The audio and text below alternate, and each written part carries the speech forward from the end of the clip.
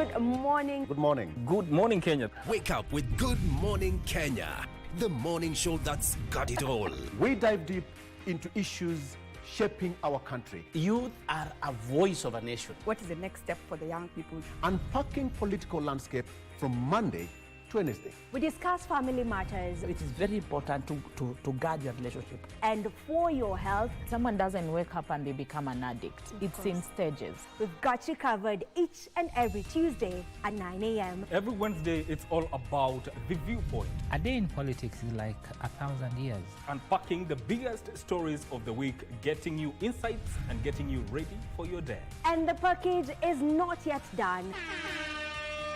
I get to fix your Thursday with some entertainment. Entertainment Thursday, it is. Good morning, Kenya. We shape your day.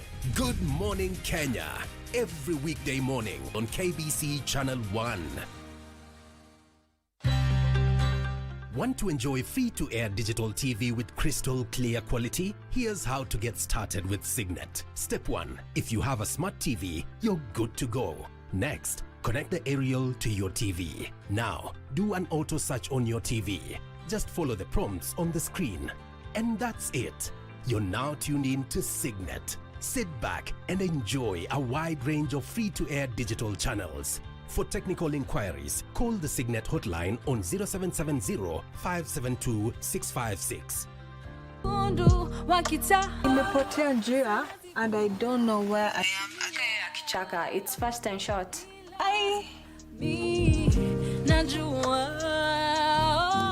Umesikia sauti?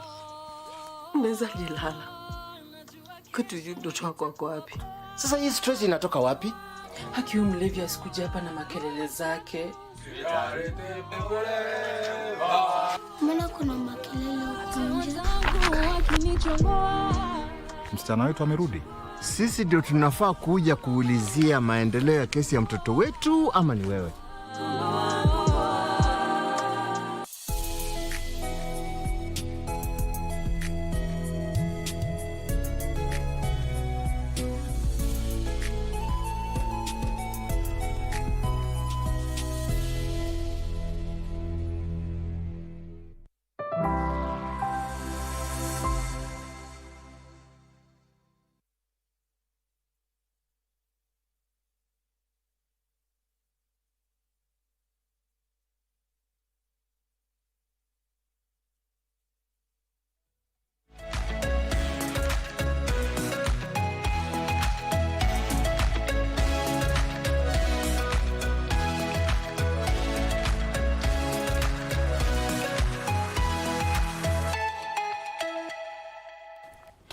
Good morning. Beautiful Monday. This is the 29th of September 2025.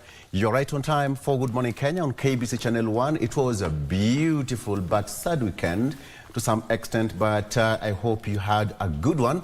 Welcome to Good Morning Kenya. My name is Victor Lo. Please find me on social media at Victor Lo. All of them. Tweet, is it X, Facebook, and yes, find me there at Victor Lo. Let's interact. Please tell us where you're watching us from and how you are finding the show. Today, being a Monday, you know, it's all packed. We'll be talking an array of issues that's affecting you, from politics to family issues, etc., etc. But I'm not alone. It's always a full gang. But you know who is back? Just wait. We are going to reveal her. We're going to reveal... Director, don't do that. Don't do that. Vivian, how are you? I'm very well, thank you, Victor. How are you? How are you, Mike? And a very good morning to each and every one of you who is tuned in to the show this beautiful Monday morning. It's a brand new week and we are ready to kickstart your morning. Thank you for starting off your day right here with us on Good Morning Kenya. As Victor has mentioned, we have an array of things lined up for you, including Family Check. And today on Family Check, we are posing the question to you: what are the key secrets to a successful marriage? What are the key secrets to a successful marriage? That is what we will be looking into later on at around 9 a.m. And I'll be joined by trainer, mentor, and the CEO of Pro Mentors Africa. There we have the question of the day. What are the key secrets to a successful marriage? That is the question that we are asking you, and you can send us your views on the same or what you feel makes a marriage successful. The number is 0701 103 301. As I was mentioning, we'll be having with us Mike, who's a trainer, he's also a mentor and the CEO Pro Mentors Africa. We'll also be having with us Evangelist Rachel, who's a counselor and a therapist as well as Meshach Ondiek, who's a counseling psychologist. They will be here to just help us unpack and try and see the best things or secrets that keep a marriage successful. You definitely want to stay tuned for that conversation when it happens. That is at 9 a.m. Mike, how was your weekend? My weekend was great. Yeah, and I had a good time. I had a good time. But we are back here right on KBC Channel 1. This is Good Morning Kenya. I keep on saying this is the gold standard of starting your morning and by extension this week. Mwezi wa tisa unaelekea kuisha, and the year is almost done. So whatever you have been doing to achieve your dreams, keep on doing it. My name is Mark. Remember, you can be part of every conversation that is happening right here on Good Morning Kenya. We are KBC. We are at KBC Channel 1 on all our social media platforms. Before we even introduce the person who is back on Good Morning Kenya, I want to interest you with a quote for today. This is a quote by Steve Jobs. To be successful in life, you must have a plan. Prepare for the journey, launch into action, adjust as you go, network with those who know. That is a quote by Tom Morris. You know, to me, this means that success does not just happen. Because to be successful in life, you must have something that is called a plan. Very important. That means that for the first thing you need to do is to prepare for the journey by setting targets and also laying the right foundation. And secondly, launch into action, because dreams do not just happen. They work when you do. And thirdly, adjust along the way, because since life rarely goes exactly as planned. And finally, network with those who know, because the right people can open doors and guide you forward. In short, success is about preparing, acting, adapting, and connecting. Victor, do we play the drum rolls? Drum rolls, yes. Yes, drum rolls. Director Marie's back. Let's see. Marie's back. Yeah. Welcome back, Marie. Good morning. Good morning to you, Vivian. Marie, while you were away, yes, what happened? Manchester United were thrashed. Wow. Oh, come on, Victor. That's not where we're Liverpool. Arsenal won yesterday. Liverpool were also thrashed. Arsenal won. That's why you have a voice this morning. That's why he has that kind of voice this morning. It was the last minute. It was an international function. What a welcome. Yes. Marie, karibu sana. How are you? Fine, thank you. Fine. And, well, a very good morning from wherever you're joining us. Yes, and as Victor and the rest of the team have said, I've been missing in action. And that's about 2 months, I think, yeah, Victor? Yeah, we had the WAFCON, then we had the CHAN. And so the programming was a bit, changed. But yes, we are back, and I'm happy to be back. You know, it's not my first time to be here, but the way you're saying drum rolls, somebody else will be like, is she a new presenter or not? Yeah. I'm a veteran here. So thank you very much. So we have a lot lined up for you, definitely, as far as the news is concerned. Today is we'll be marking they call it the International day or universal day access to information. We'll be bringing you details of that, what will be happening on on this particular day.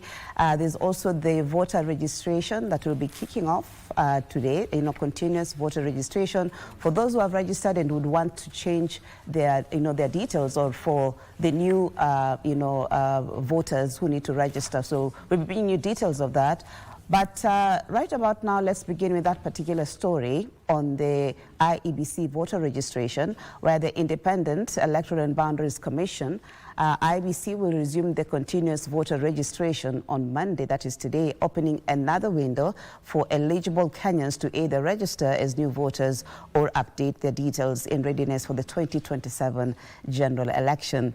IEBC says registration will be conducted at all constituency offices across the country, except areas preparing for the by-election in November.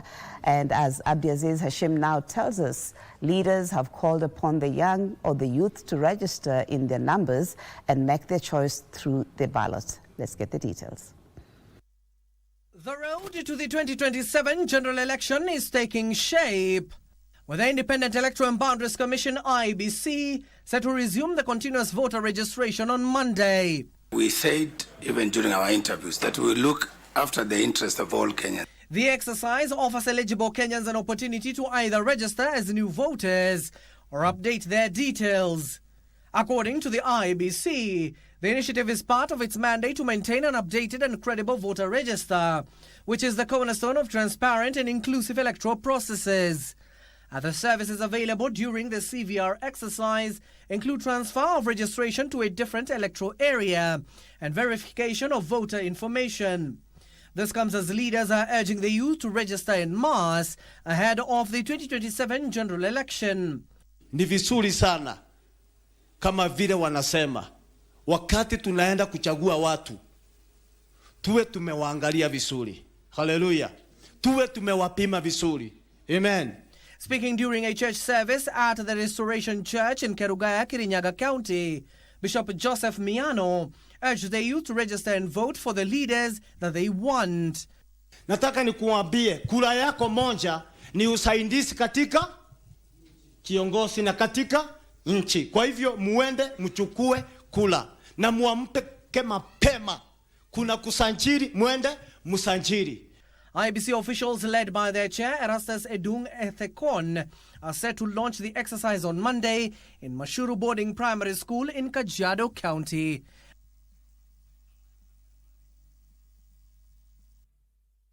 Now 13 people have been confirmed dead after and 3 others seriously injured in a grisly road accident at Kariandosi, that is in Elementaita area along the Nakuru-Nairobi highway. The accident occurred at around midday, that is yesterday, after the driver of a 14-seater matatu tried to overtake another vehicle and rammed into an oncoming trailer head-on.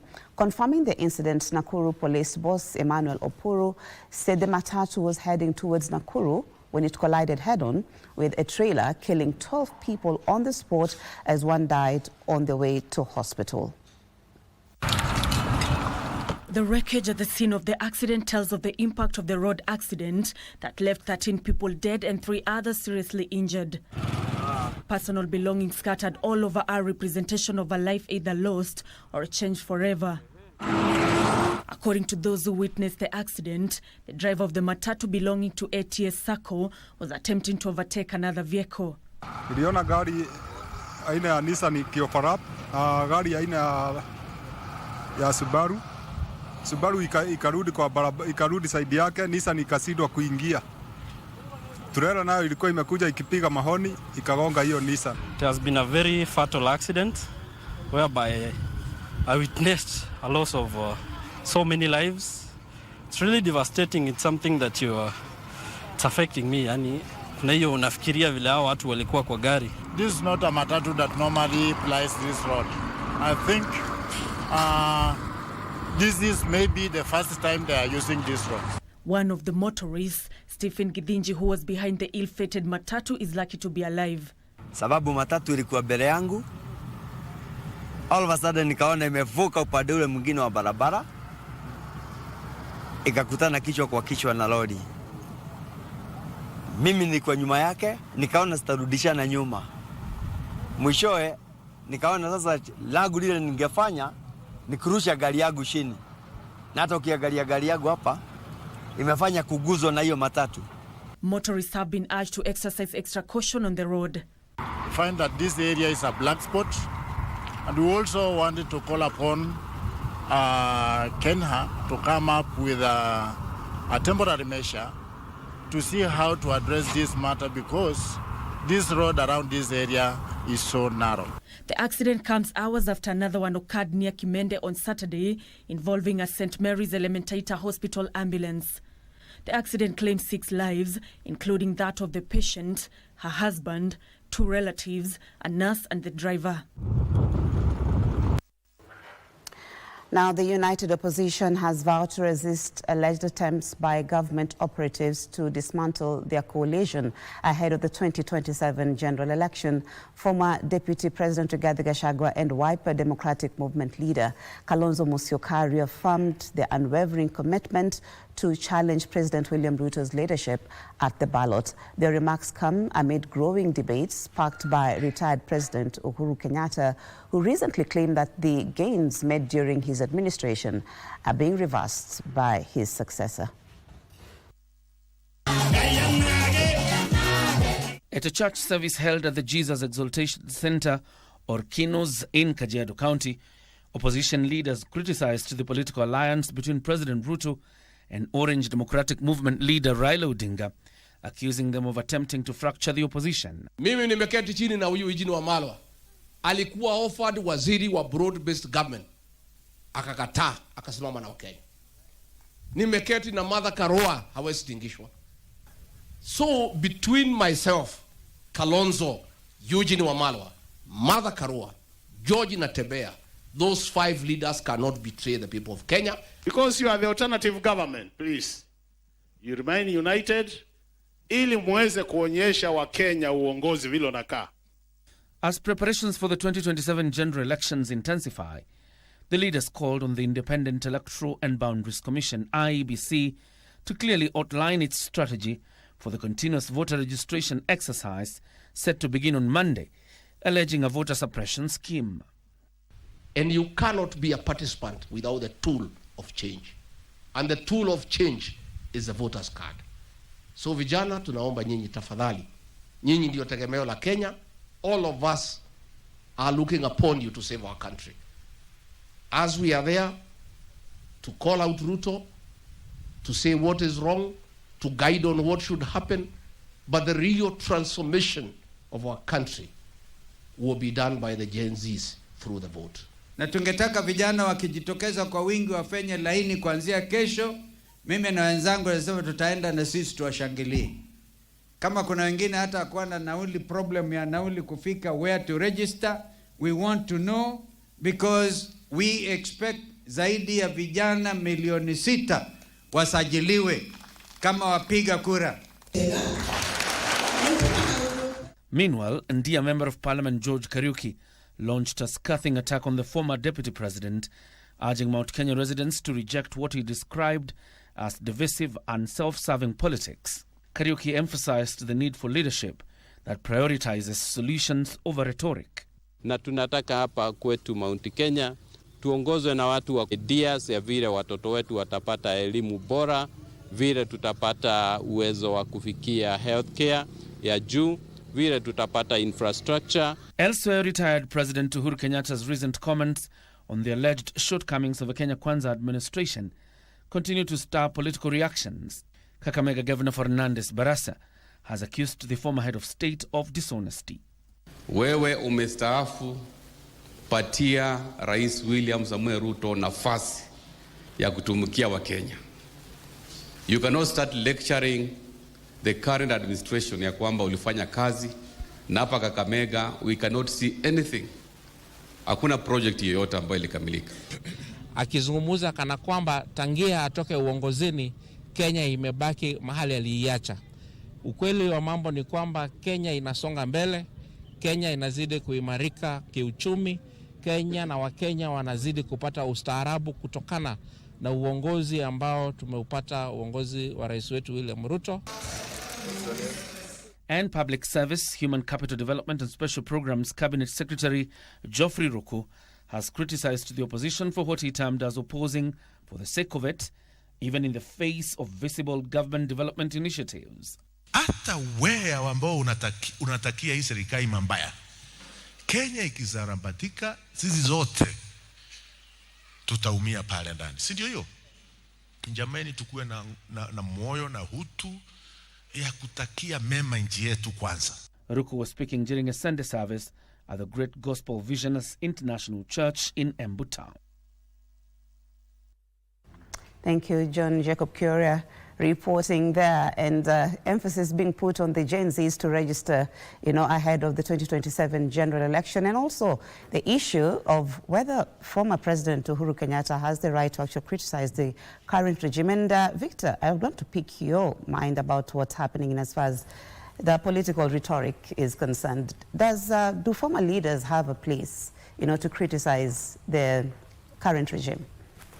Okay, give and take. Having in mind that he's a politician, we have to give it to that. He's a politician. But some would say that he should be speaking about the current regime. That is number one. That is also going to be forming part of a discussion, by the way. And when you come to the issue of IEBC new voter registration, which kicks off today, 6.3 million new voters are expected to register. Remember last election, almost close to 8 million people did not vote. And all of the guests that I have here are a product of election and voter registration, except Oscar, who is also eyeing for one. But let me start with you, Deputy Governor, Dr. Mohamud. Good morning. Good morning. First of all, how is Mandera doing? So far, so good. 6.3 million people expected to be registered this time around? Yes, absolutely. 2 million of that will be coming from Mandera and northern Kenya. Okay. Yes. Good, great. And Turkana West, what should you expect from you? Mheshimiwa Nanok. Good morning, Victor. Good morning. Viewers, thank you for having me and my distinguished panel here. Karibu. For today. You're asking what do I expect on what? On the voter registration? Exactly, yes. Oh, yes. I expect that there will be close to 500, 600,000 people registering in Turkana. With national IDs, yes, which has been a huge problem for us as a county. And if those people get registered with their IDs, then we expect that 500,000 Turkana or Turkana West? Well, not Turkana West. Turkana West, looking at around 50, 60,000 more voters coming on board. Yes. Great. And DG, Mungangi, you basically also have this one being pushed from your party leader, that is Honorable Kalonzo Musyoka, that new voter registers should come out and do the valid exercise starting today. What should you expect from Machakos? Obviously, we expect so many people to register as voters, but I think I should not focus on Machakos alone. I think even the entire region, even across the country, it is the mandate of IEBC. Yes. Although the current administration doesn't appear to understand that the voter registration is supposed to be a continuous exercise, not at the sub-county level, not at ward level, even at the polling level. That is the law. But when you hear them talk in public forums and in podium, you wonder, although many of them did not support the Constitution, nor have they ever read, they just talk for the sake of talking. Voter registration should not be, we wait for some time and then we go. It is supposed to be a continuous exercise. Thank you. Yes. We'll come back to that. Oscar, a continuous exercise? Good morning. Good morning, Victor. 6.3 million new voters expected, and it's an exercise that we've been waiting for as a country for a long time. Yes, an exercise we've been waiting for as a country a long time. I don't know if they will get it right, because the young people who are here today, who are supposed to register, the majority of people whom we are expecting to register as new voters are people who have fallen the age of 18 between when we registered last and now. And these are the group that we call the Gen Zs today. I don't know if they will register as voters because their way of doing things is completely different from the previous generations. They don't like using physical documents. They like it when it is online and what have you. Right, we'll get more into that as we come back. Oscar Mondo is political and governance expert. He's also a university lecturer. All right, Marie, tumalizie maneno, tukirudi. Indeed, Victor, and the Gen Z's vote will be up for, grabs for every politician. So register. Remember, you need your ID to register as a new voter, and definitely also if you're changing your voting details and all that. So moving on, let's look at news making headlines in the counties where traders in Hola Town, Tana River County, have opposed this year's county finance bill, saying its proposals will cripple small businesses already struggling with the hard economic challenges. And elsewhere, hundreds of expectant mothers from Embu and neighboring counties have benefited from a free medical camp organized by Neema Universal Healthcare Hospital to help curb maternal deaths. These and more stories coming up in our County News Roundup.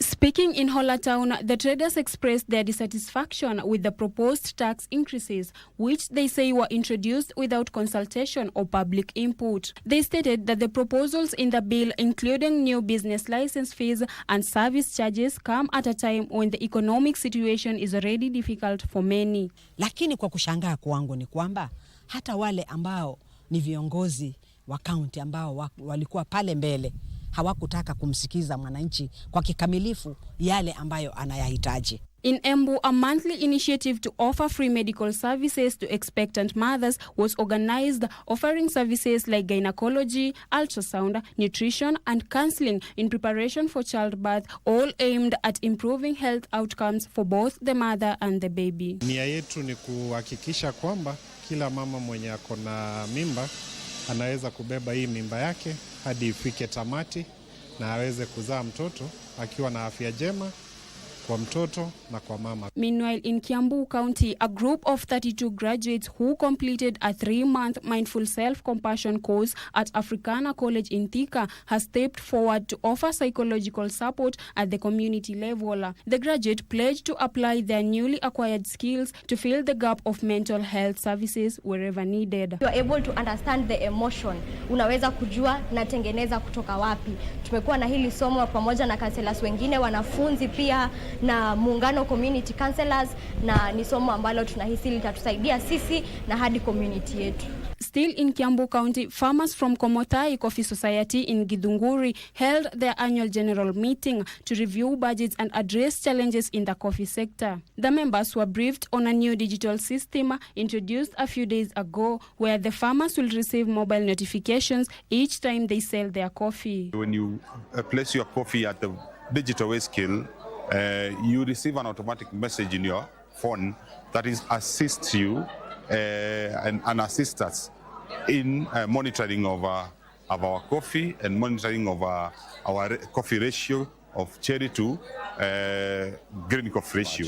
Elsewhere in Tana River County, new water projects worth over 126 million shillings have been launched to address the persistent water scarcity affecting the region, particularly the Tana Delta area. Ningependa kutoa ujumbe kwa jamii kuwa endapo mradi huu unapoenda kuisha, wajaribu kuchunga hiyo infrastructure, sababu vandalism ndio inatu affect sana huku Tana River, na inajaribu pia ku-affect juhudi za partners wengi sana ambao wanatusaidia. Finally, in Kakamega County, environmental activists have urged Kenyans to rally behind government initiatives, including environmental conservation efforts and programs aimed at supporting persons with disabilities and the vulnerable in the society. We appeal and we support the communities, and it's easy to support anyone with something that enables that person to be able to achieve a certain part of his life. Well, that story puts a cap on the news this morning. Thank you so much for being with us, but we're not yet done. Good Morning Kenya still continues. I'll be back at some point to actually update you on what's happening as far as the news is concerned. But right about now, Victor. Yes. Right. Thank you so much, Marie. And of course, I'll be talking about that when you have got leaders here. We'll be talking about issues to their counties and what they have achieved so far. That is coming up. So today we are going to be talking about we'll be talking about the issue of IEBC, the new voter registration. As we had alluded before, the new voter register is expected to have 6.3 million new voters. And Dr. Malim says that 2 million is expected to come from the northern frontier. Quite ambitious. He'll tell us how they are going to achieve that.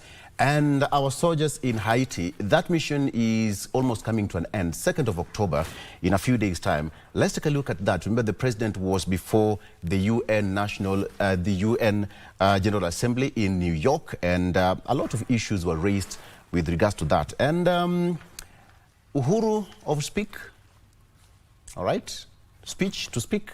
The former president spoke, and it's raised a lot of concern. I want to pick their mind whether he should be speaking. He should be speaking or not? Mwangangi, in 1 second, yes or no? Yes. Thank you. Let's take a break. We'll be right back with more. Stay with us.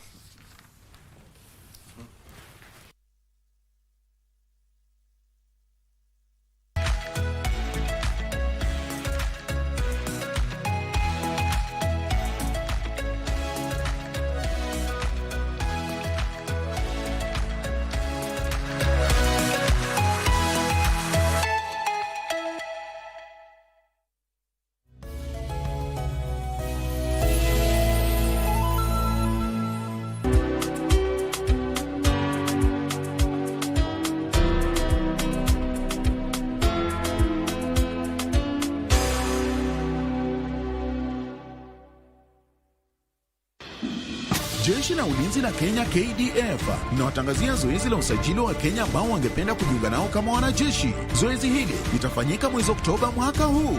Usajili ambao utafanyika ni wa General Service Officers GSO, Cadets Regular and Graduates, Specialist Officers, General Duty Recruits, Tradesmen and Women and Defense Forces Constables. Je, una ndoto za kutumikia taifa la Kenya kama mwanajeshi? Kwa maelezo zaidi tegea KBC Radio Taifa tarehe 4 mwezi Oktoba, punde tu baada ya taarifa ya habari ya saa 1 usiku. Kadhalika, kwa maelezo zaidi ya wale ambao wangependa kujiunga na jeshi la Kenya, tembelea tovuti ya www.mod.go.ke.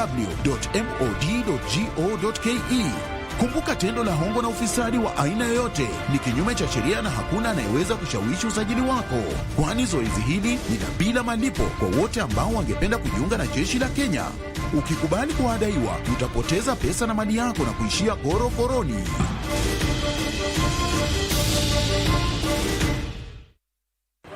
Are you ready for the next big thing in tech? Well, we'll spotlight Kenya's brightest young minds, game-changing startups, and breakthrough technology that are shaping our future. From AI and robotics to sustainable futures, we bring you the stories behind the scenes. KBC Channel 1. Remember, tech starts here.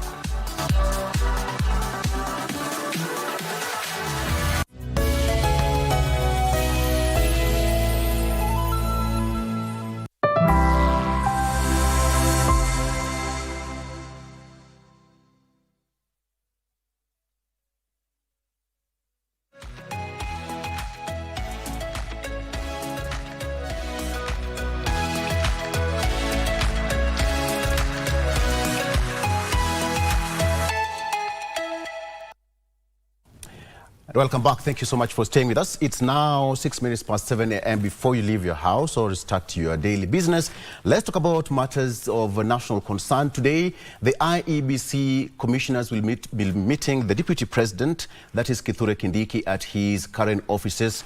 That is a meeting that is expected to start this morning. And of course, also signaling the beginning of a new voter registration exercise that is targeting 6.3 million voters ahead of the next general election. Last year, it was, floated that almost 8 million people did not vote in the last election. So you could imagine what that deficit was all about, and now the drive is going to start today. All you need is to have your national identity card and register as a voter. There is no better exercise and a feeling, patriotically speaking, than casting your vote. Oscar, let me start with you. The exercise begins today, and of course it's going to be a continuous process. Once again, welcome back to the program. What should you expect from IBC? It's a new commission. Chairman Erastus has got a lot in his plate to take care of moving forward. Matters election, matters voting in Kenya, matters voting in Africa, matters voting globally has contemporarily become something that we've been going through serious political apathy. Yes. The contemporary generation are not probably interested. I don't know if they're not interested in politics or they've been disappointed by the leaders that they elect. I think democracy has brought in leaders who get unpopular 1 month or 2 months after elections. So they don't inspire the electorate. For example, you know, where I come from in Siaya, we had a nomination, a by-election, for a by-election. So we had party nominations.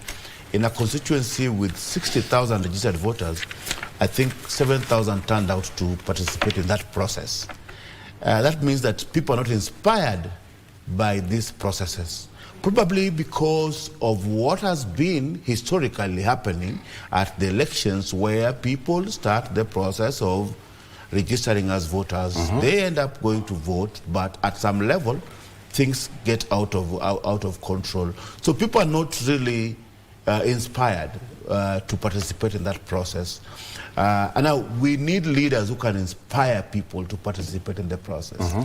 If you ask me, my prediction is the turnout for people who will register to participate in the process will be too low. Secondly, Kenyans are last-minute people. They will not come today. And probably towards the end of the process, if you announce that it is 2 days, it's ending, then probably they will go. And as the Deputy DG says, that the voting should be an always continuous process, which, yes, it should be a process, but they have a mass. I think whatever is happening now should have been, the idea was that we have a mass registration where we register, we employ many clerks to go to the ward level, as opposed to the continuous registration where we have an RO who sits in an RO's office, IBC constituency office, and people go to register with the RO continuously. But whatever is happening, I think if something does not happen, the IBC might not be able to inspire people to vote. No. It is the political leadership that are influential, who control the influence among societies, that can inspire people to vote. The current crop of leaders who are running for presidency, United Opposition, or the Kenya Kwanza regime might not be inspiring the new generation, all of them. Yeah, they say, we don't want this guy, but we also don't want the other guys who are coming. So they're not inspired. You said too low. That was, you said that 3 times. Yeah, I've told you an example. You know, we do politics and we do research, and we can only compare. We do comparative analysis. And I've told you that last week we had nomination exercise in Ugunja for ODM party. In a region where we have, in a constituency where we have more than 60,000 registered voters, only 7,000 turned up to participate in the process, for example. In the last election, you've said that 8 million didn't turn up. These are examples of serious political apathy, that people are not participating in these processes. 8 million is a big number. Where were they? Where did they disappear? Why did they register and they didn't vote? Probably you also didn't come, you've also not mentioned that how many people were eligible to vote in the 2022 election? There were not 22, we had 22 million registered voters, I think so. Yes, but the people who were eligible to vote in that election could be around 30 million. So if there were 30 million, 8 million didn't participate in registration or exercise, so they didn't register as voters. Then 8 million didn't vote. That means 16 million didn't participate in the process. I've always thought that maybe we should do away with the voter's card, so that anybody with an ID card who is Kenyan should be an eligible voter. Okay, let me get from you, Dr. Thank you very much, Victor. I think this is a very important question. And I must start with, I fundamentally disagree with my brother Oscar Omondi in the sense that, the voter registration or turnout will be too low. I think that is a very serious assumption. But we don't need to generalize the entire country in terms of voter registration. There were certain regions that will be significantly coming out to register for votes and also register for ID cards as well. And you know, the way Kenya is culturally is that they register based on what is in it for me. That's how they look at it. Do we have a presidential candidate in the program? Do you have other serious individuals that they must rally behind? And if we unpack and other factors, including the lifting of vetting on IDs, but if we unpack the entire country into regions, I can tell you that there are two key groups that are likely to register significantly.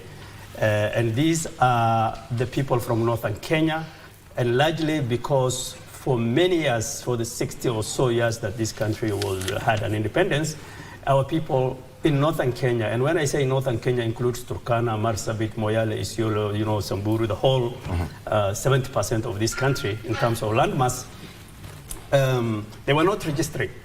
And it's not that they were not registering for votes, it was the fact that they did not have IDs to register for votes. Now this lifting has really doubled or tripled the number of IDs Kenyans can qualify for. I don't know if you require, if you remember about 5 years ago in Turkana, there was an 80-year-old woman for the first time who got an ID card. And some of the reasons was that she has lost hope in getting ID card at a younger age. Now this thing has renewed hope in the people of northern Kenya. What Turkana is experiencing is what Mandera was experiencing, is what Samburu was experiencing, and what Moyale was experiencing. Now that game has changed, and our people are really inspired. And because even on the census numbers, we have been challenged many times in the courts, I believe that this has given the people new hope, and we will see some serious shift in terms of ID registration and voter registration. And I told you, we are looking at about 1.5 to 2 million new voter registration from that region. It might surprise a lot of people. They might politicize it. They might talk about a lot of things, especially in the backyard of Wamonyoro and the likes. But I will tell you the truth is that is the numbers that we are looking at. The second group, Victor, is the Gen Zs. The Gen Zs have done a very serious awareness in this country in terms of the challenges and the corruption this country is going through. And this is going to be their time if they mobilize. As I told you, every group, whether an ethnic group or certain groups like the Gen Zs, they will always look at who is there for me. Right now, as we see the same old fellows back in the political stage. I do not see any new face. I don't see any Gen Z.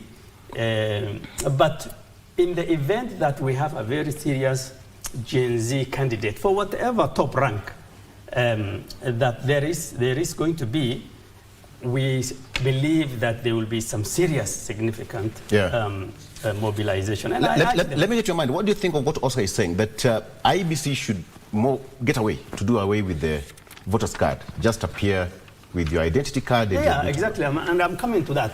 I'm coming to that. We are moving very fast in terms of technology. And we have adopted technology in many sectors in this country. And voter registration, as well as ID cards, should not be any different. You go to any ID place and they are still taking your fingerprints on that big plain sheet, which really is a very old, 19 whatever technology, or what if you want to call it technology. But I think that will really make a difference in terms of voter registration because it appeals to significant population in this country. But Victor, I think we need to have some Gen Zs in this movement. We had this young man who was, Inject, who rose very quickly. What was his name? The guy who did the Inject party. Oh, yeah, Morara. Yes, Morara. See, we had Morara rising, and then suddenly he disappeared. And that was giving hope to the Gen Zs. So we need somebody like that to be part of all this political movement. I'll come back to you. Yes. Let me also support you. Mheshimiwa Nanok, you also agree with the Tatum 1.5 to 2 million from the northern frontier? Maybe not the numbers per se. Those are projections, and I think I agree to a big extent with what Dr. Arias said about those who are going to influence the voter turnout, or not voter turnout, but voter registration. These two groups, the northern Kenya and the young people of this country who are of age and are ready now to join the fray in terms of registering as voters. And that is very true, Victor. Just that we don't seem in this country to appreciate the kind of bottlenecks that the northern part of this country has gone through for the last 60 years. Government policy actually fighting its own people to do the things that they're supposed to do. Now that there is that open space, and for the first time in this country, Northern Kenya feels like they are part of this country, Victor, because of this question of vetting being removed for purposes of ID registration. What Dr. quoted is true, and that is the common thing. In my constituency alone, the elderly people in my constituency are hardly, the registered ones are hardly 10,000. And yet majority of the people are elderly. And they don't have IDs. And these people, because of the challenges of their lifestyle, their mobility, the nomadism, the vastness of the region, and therefore not being able to access these registration services, that has hindered our numbers. Number of people who have IDs. And now that for you to vote, you must have an ID, then of course that is already undermined by the low registration of persons in the country. Now that this thing has been lifted off, Victor, we expect that more people will register first with the IDs and then register as voters. That will be the game changer come 2027. The second lot, as he has said, are the young people, those who are attaining the age of 18. Of course, that cuts across in the country. And as normal, the demographics show that, of course, there are more young people than those other ages. That is true also for Turkana and the rest of the country. So I would expect those people to come on board. And these are young people. They are more educated. They are more aware of what is happening. And Kenyans, as you might know, Victor, are generally people who are interested in politics. They like to talk about politics. They will spend a whole day debating on politics. So these people are getting the opportunity now to participate. And it is interesting. The conversation by the Gen Zs that they began beginning 2023, 2024, last year, Victor, is not dead. It is coming on. So even what the Don Oscar was saying about this turnout being lower, I do not agree with that, with this take. These people, the young people of this country are very active, and they are the ones who are going to make a big difference come 2027. Thank you. DJ Mogagi, you, of course, you've heard what they've said, but two things. New voter registration, but the person who is being targeted here is the youth. What about the 8 million people who did not vote? How are we going to change their minds so that they are also be onboarded this time around? First, thank you, and I partly agree with my two colleagues, His Excellency the Deputy Governor and my one-time colleague in Parliament. I think what Oscar has quoted is also true. Let us not dismiss him. Why?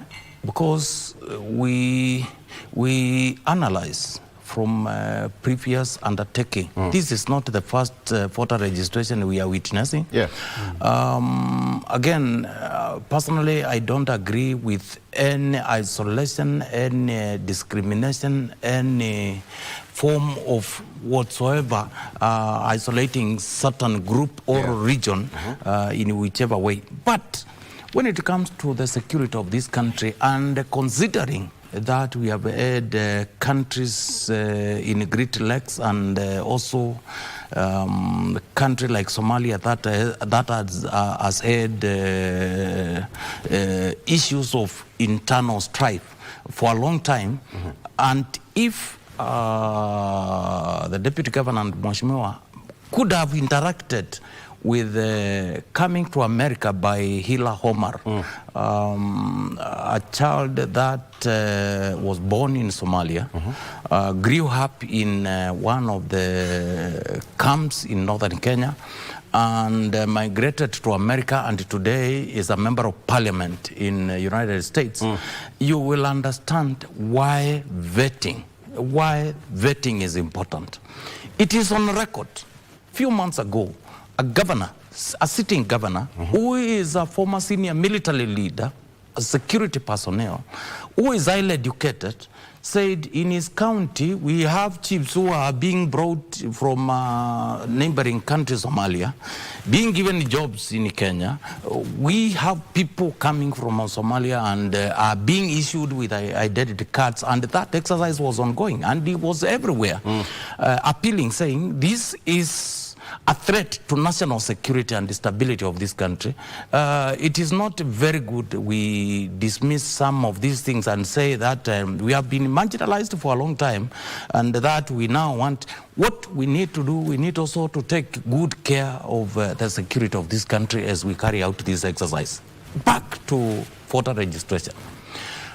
I'm sure Kenyans, from the record, whichever kind of exercise that we are is concerning registration, we are known to rush 11th hour.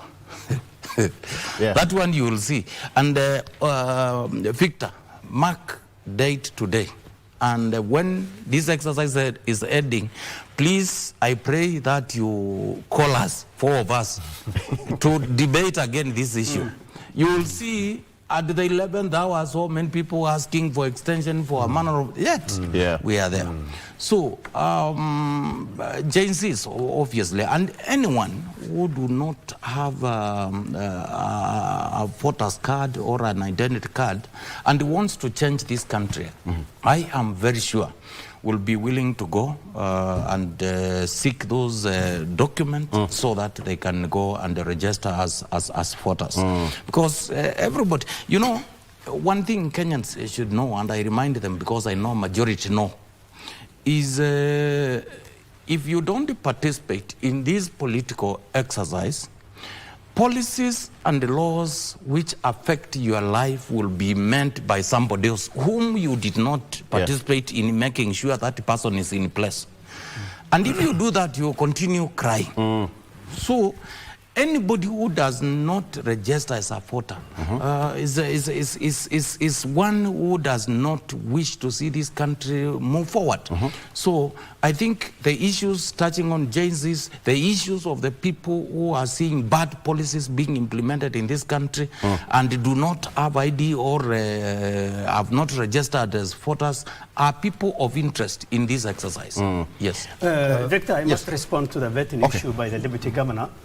First of all, we cannot use security as an excuse to subjugate or sabotage the rights of Kenyan citizens.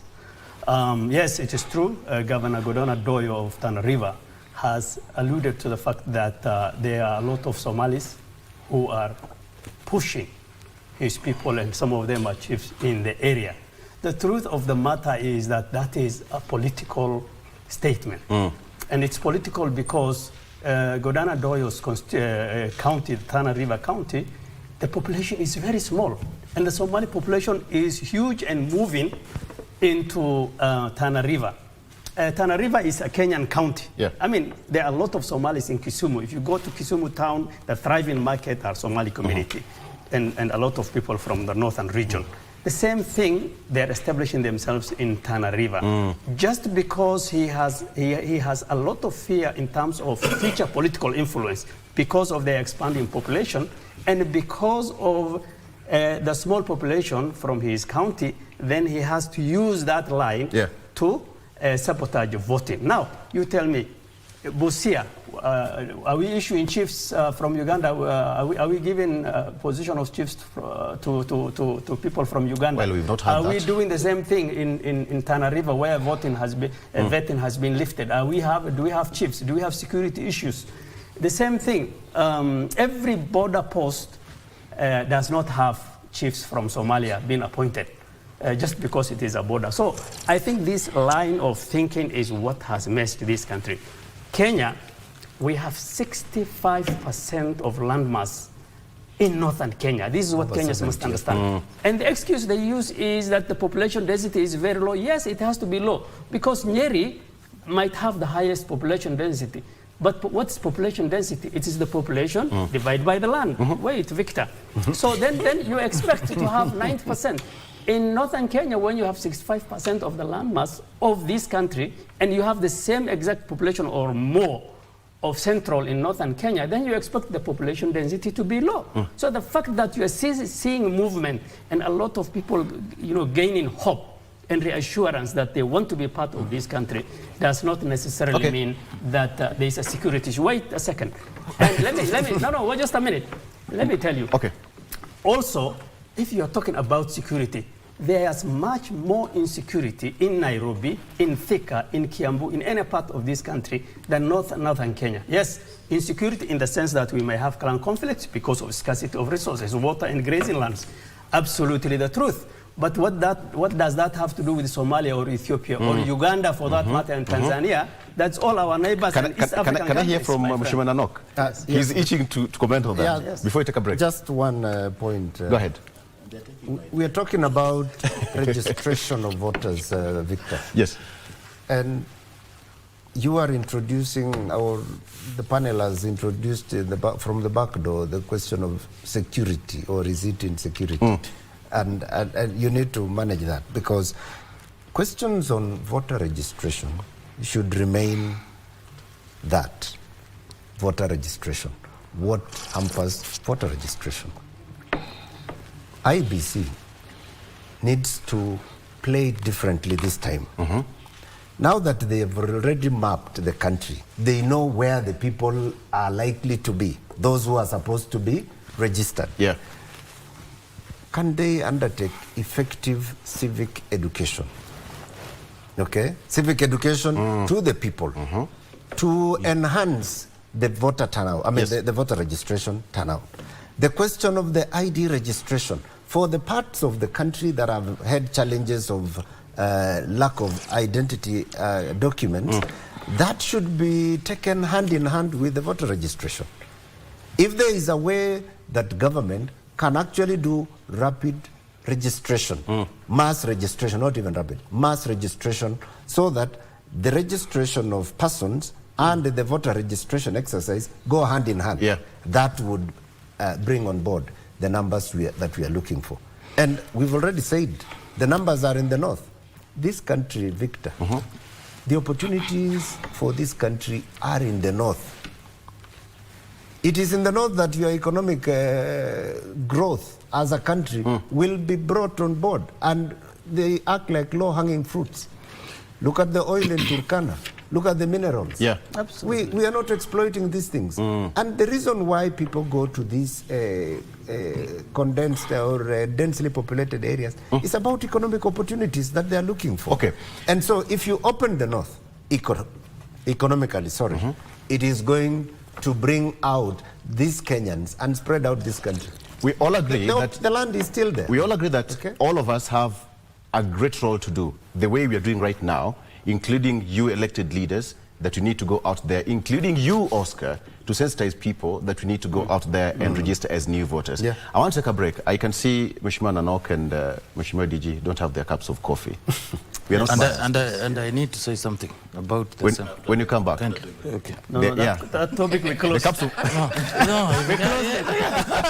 We'll be right back. Have the last word. If you mention it, I must have the last word. I don't want to feel that you're marginalizing.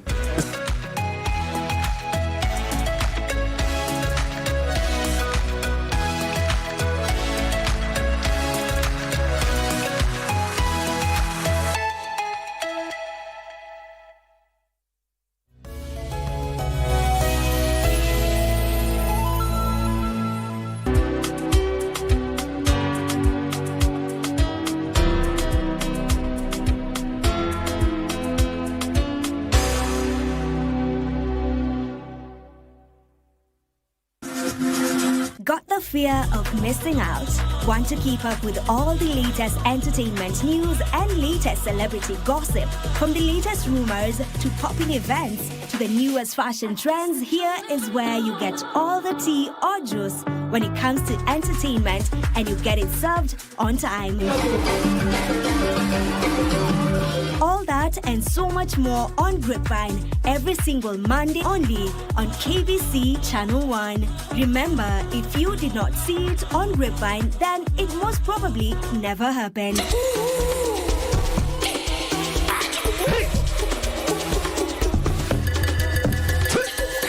Kila mwisho wa juma hapa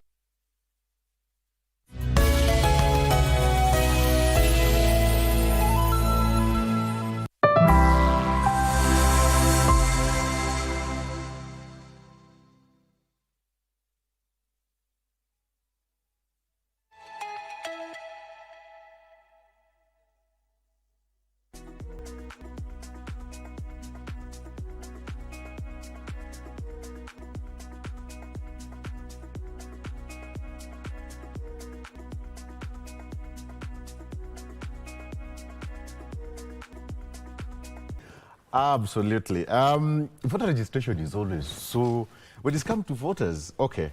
So let's come back. Oscar, the whole issue here is voter mobilization, and I also want us to talk about the issue of trust with electoral institutions.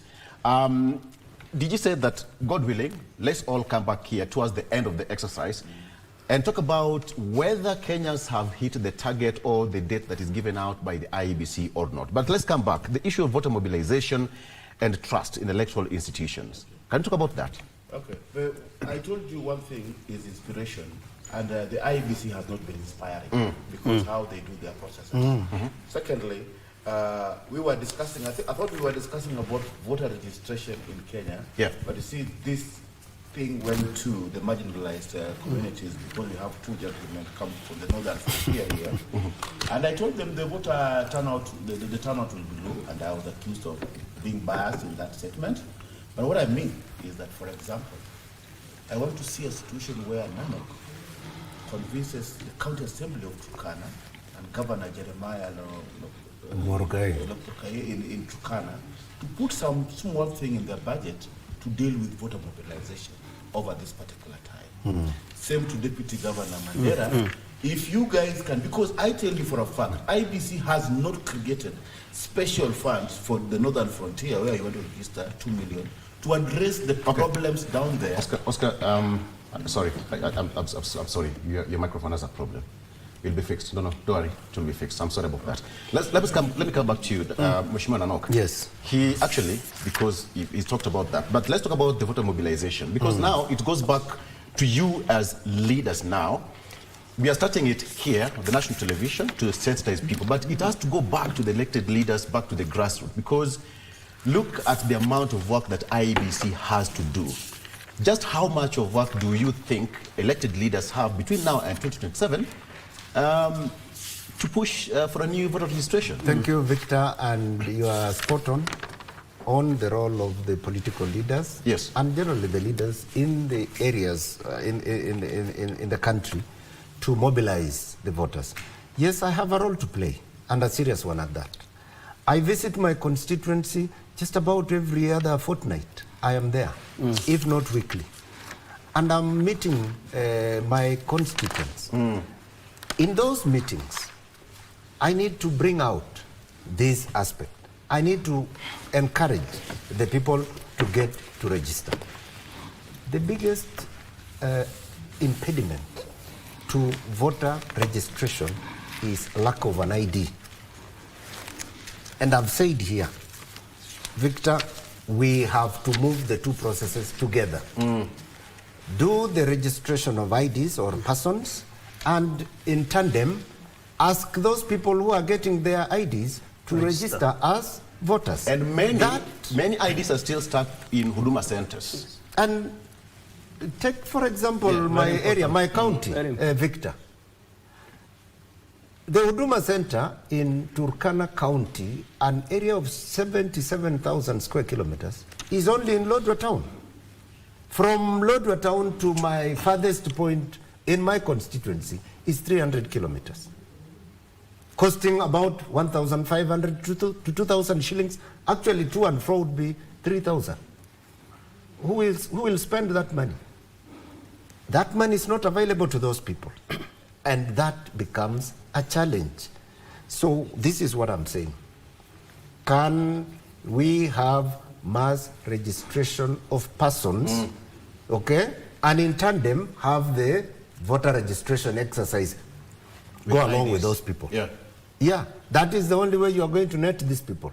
Mobility is a difficult challenge in my area, okay? Movement, vastness, and then the cost of doing this business.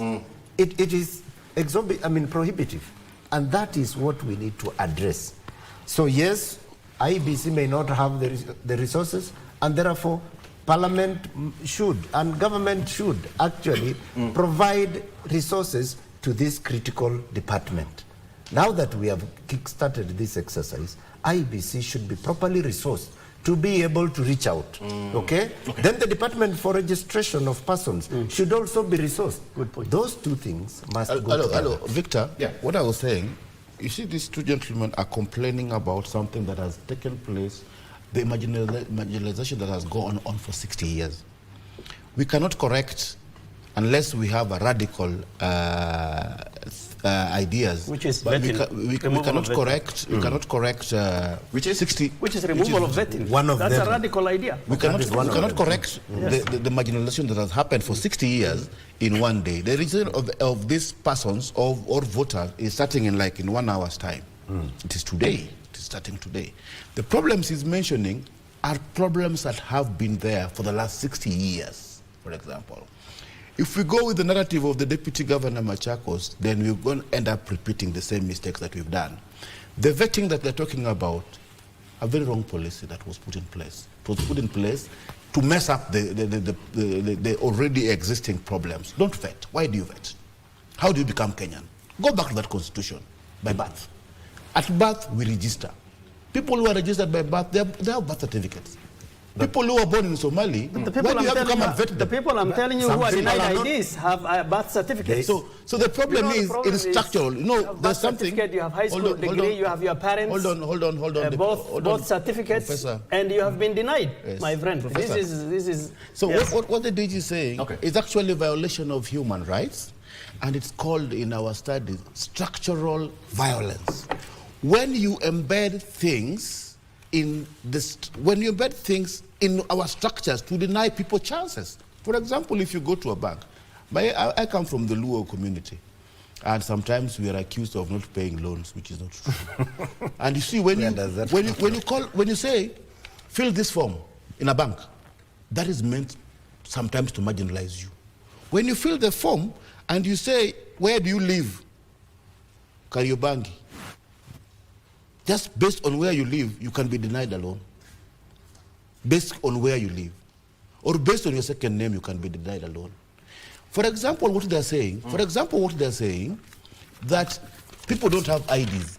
What are IDs for? A person who doesn't have ID in Kenya has no right of banking. Because in banks, for you to open a bank account, you must have an ID. A person, if you come to the university, for you to be registered and held, you must have an ID. For you to become a student in Kenya university, you must have an ID for you to get your systems working. How do you do that now? So already you're marginalized on many things. Although they're complaining about the voter problem, voting is one thing, but just remember that these people, I've gone to Turkana, somewhere called Lokiriama. Yep. Lokiriama is the end of everything. It's Loima. In Loima. That is Loima The constituency. people get services from somewhere called Moroto, which is across in Uganda. In Uganda. In Uganda. It's not across, it's There's no another police country. station.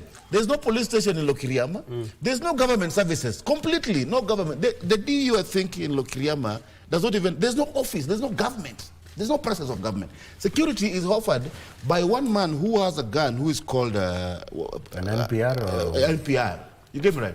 So in such a place, talking about a voter's card is something unforeseen. You get me right? So But- what but we have we are to there, do, what we have to do, we have populations here. They're not just bodies. And how do you vet people? Even the vetting exercise. What are the criteria of vetting people? Victor, I want to put The something thing is that by registration, but I think, for you to become a Kenyan, you become a Kenyan by birth, and by birth there's a birth certificate, and it's been registered. I want to put something on record based on this. Just, Your Excellency. Just a minute. Your Just a minute. Excellency, 1 minute. 1 minute. 1 minute, Your Excellency. I think, Victor, you are allowing the two professors to mislead the viewers. Okay. Oscar and Oscar and no, we are professors. So I think their hypothesis is not correct. I'm sure even themselves, they are happy to sit here being reassured of their security.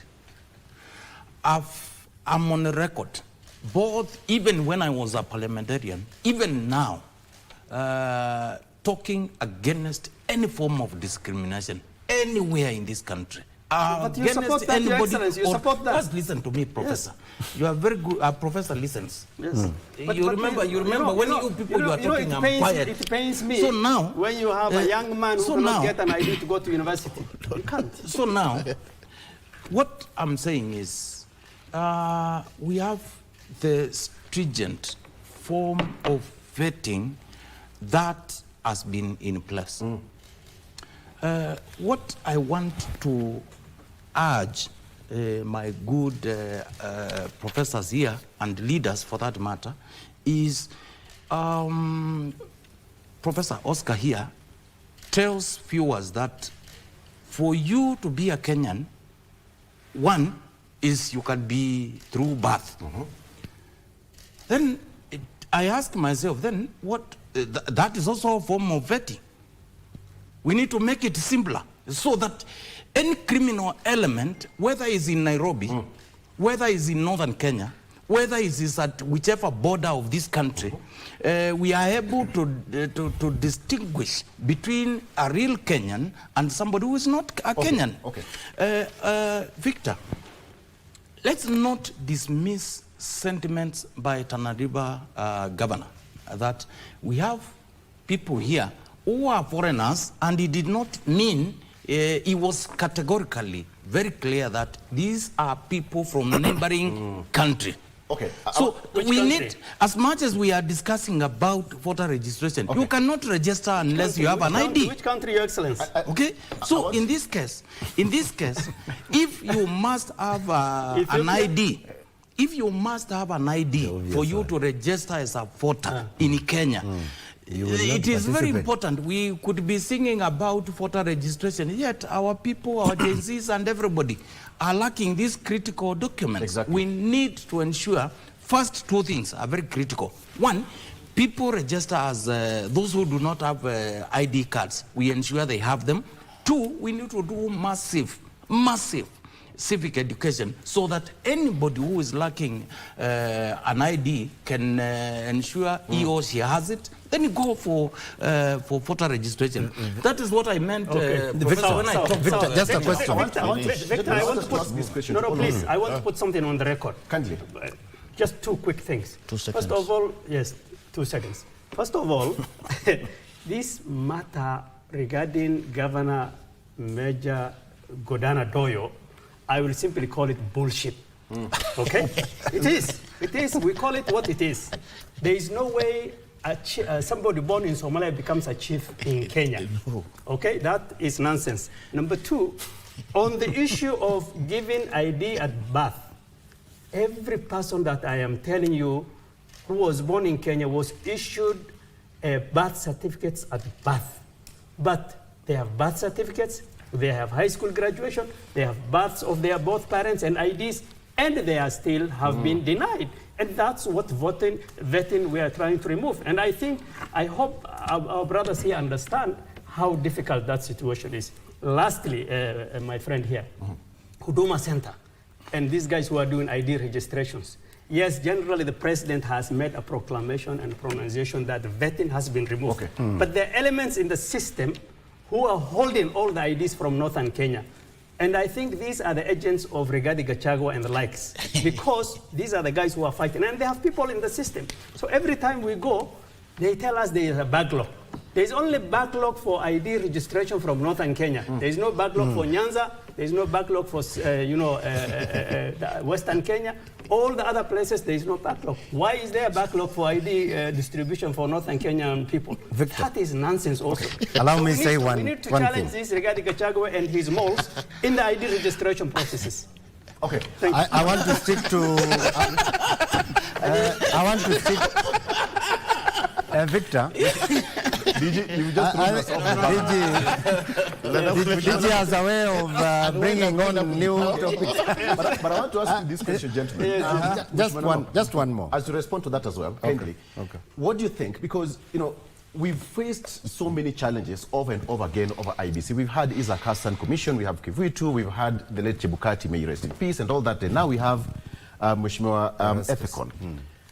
As leaders who've been attending forums, workshops, you make laws and you meet your constituents. What do you think IEBC should do it differently this time around? Starting today until the end of the voter registration, at least we have something that is completely different. If you are to advise Ethicon and his team, what do you think he should do? Victor, first and foremost, now that you are mentioning Erastus, who happens to come from my county, and the Turkana people are grateful to the president and his cabinet for considering the appointment, for actually bringing him on board. Is he not qualified? No, he's qualified. It's not about. It's not about that, DG. Please don't take off my mind. My line of thought. Qualification is there. You of course heard someone saying that they have given the chair of IBC to a Bushman. You heard that statement, Victor. Yeah. And so DG should be reminded that there are those kind of thoughts in this country, and we need to disabuse. But that's not what I want to say. Erastus and his team should be allowed to do what they're supposed to do. IBC is supposed to be a neutral arbiter of the voting processes. One of the things that IBC needs to put in place for purposes of netting in majority of these mobile voters, introduction of mobile registration.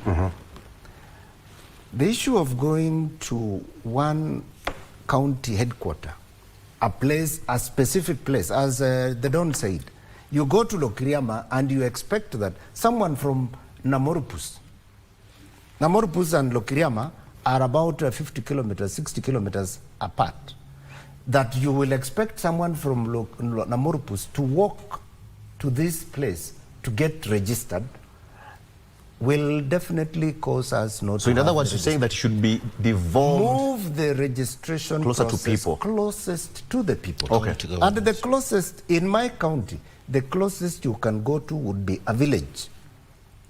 There are about 160 villages in Turkana County.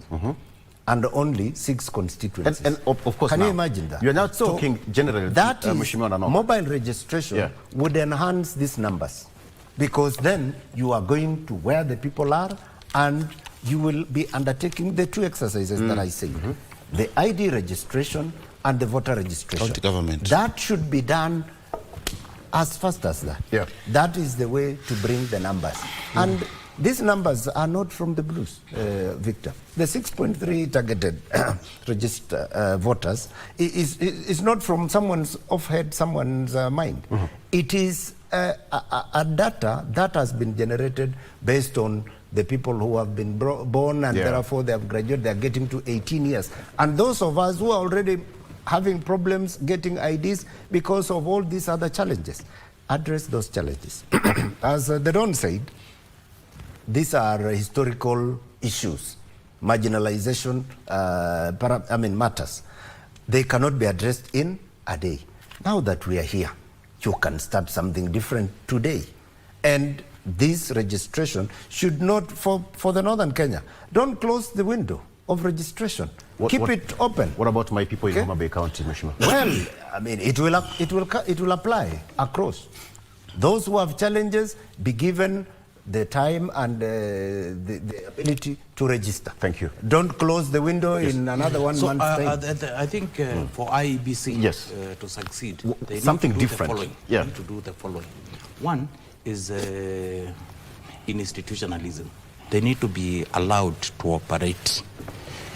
UDA and Kenya Kwanza are never known to allow institutions to operate as per their mandate. That is a blanket statement. Now, UDA and yes, you're not talking about this is government. This is Kenya government. It is not about UDA. I can build a case through. It's not about UDA. Now, if they are allowed to do their business, not to wait for cause to go and do this, if they are allowed to operate professionally, I believe that they will do a good job. And I dissociate myself with the sentiments that a Bushman was given. If he is qualified, and I believe the chair of IEBC is highly qualified, I think he should be. They should be allowed as a team and as a commission to run there. Two, resources are key into this, Victor.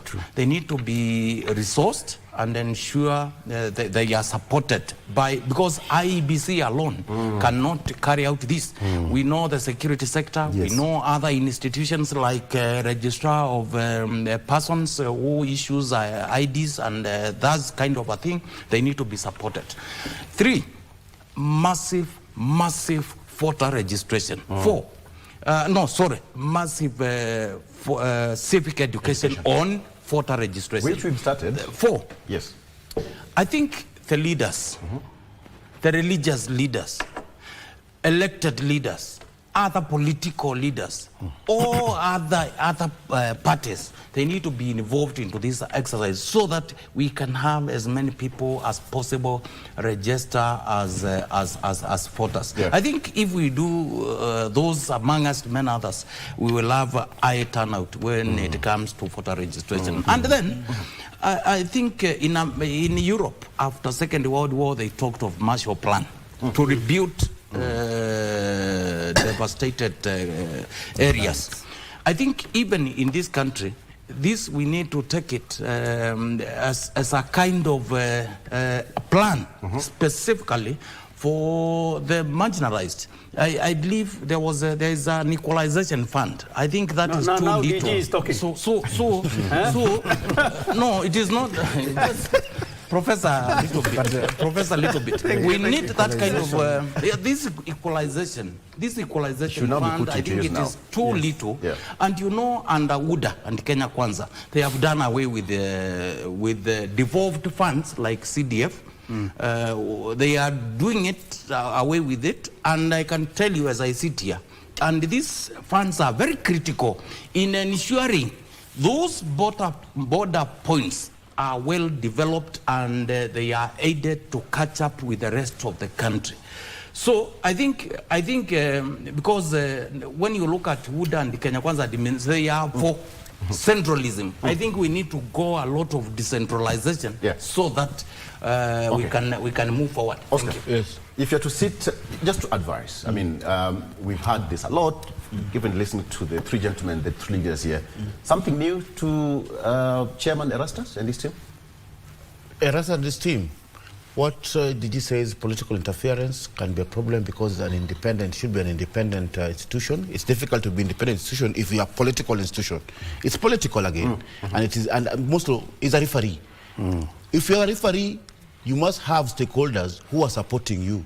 So long as the stakeholders don't support you, you can never be a good referee. If the fans are not supporting you, and the players are not supporting you, and the linesmen are not supporting you, you'll end up not doing the easy job. So the problem is, from what I said, for example, what I told about governor here, that because of the vast area, equalization fund, let's start with this one. Probably IEBC should implement that one, equalization fund. That they don't address the northern Kenya the same way they will address Nairobi or the country. You get me right? Yeah. It should be different from what is in terms of even funding.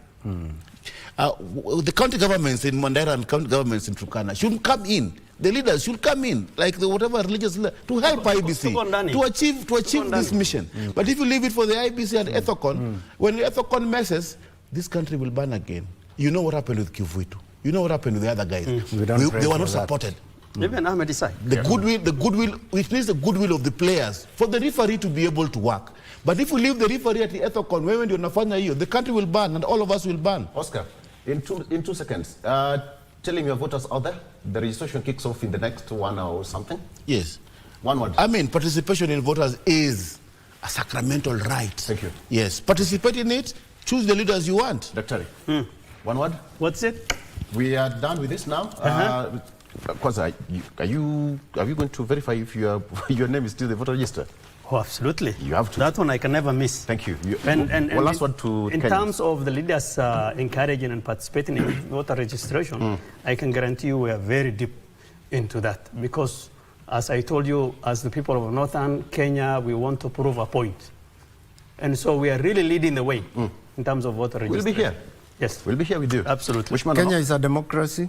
The way to participate in elections is through this voter registration. Can those who have the best interest of Kenya at heart take part by registering and waiting to vote? Yes. Mheshimiwa DJ. Please, let's come out in large numbers and register as voters. And I want to also say, marginalization it could be largely in northern Kenya, but also even here in Nairobi. There are areas they need to be brought up so that they can catch up with the rest of the areas to be developed. It is the entire country, not necessarily northern Kenya, although much of the focus should be in northern Kenya. Because that is where this country actually should be getting a lot of resources. All right. Thank you. Thank you very much. Thank you so much, gentlemen. On 17th of July this year, the Principal Secretary, State Department for Public Service and Human Capital Development, that is Dr. Jane Kere Imbunya, visited Makadara Huduma Center. And there was a report that came out in July that said that a lot of almost 250,000 IDs are still lying in, actually 300,000 IDs are still lying in Huduma centers across the country. So that is a very big number. You can imagine 300,000. Exactly. And you have that, and that is... arriving at that. Go ahead. How? And when you have because they're sabotaging. I'm finishing. When you have that, and then, go out there as a Kenyan, make sure that you have your ID. If you are a new registered voter, please make sure that you have your ID with you, register, and it's going to be a good run in 2027 and make your voice heard. Thank you. My name is Victor Lo. Thank you so much, gentlemen, for coming. DG Mwangangi from Machakos County, thank you so much for coming. Mheshimiwa Nonok, thank you so much. And people of Turkana West, thank you. He's here. Usimwone ako hapa. He's here. You didn't give us time to say something about Uhuru. Just a minute. Dr. Malim, Watoto Mandera is also here, he's working. And of course, Oscar. Watoto is here. He's coming to class after this. Okay. Thank you so much, gentlemen. Tunamaliza with the question of the day. We are talking about... It is sad that you are saying Oscar is going back to class, yet he is going to streets. No, he's going to teach students. No, which students? He's going to streets. What do you mean? These people are out there. Look. This is Kenya Kwanza, and they would have destroyed the education sector. This is the question of the day. And the question of the day is... What are the key...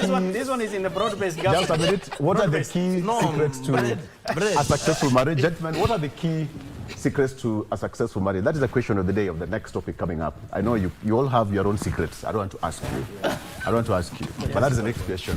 Thank you so much for watching. My name is Vitulo. Have a good morning. Bye-bye. Oh, my goodness.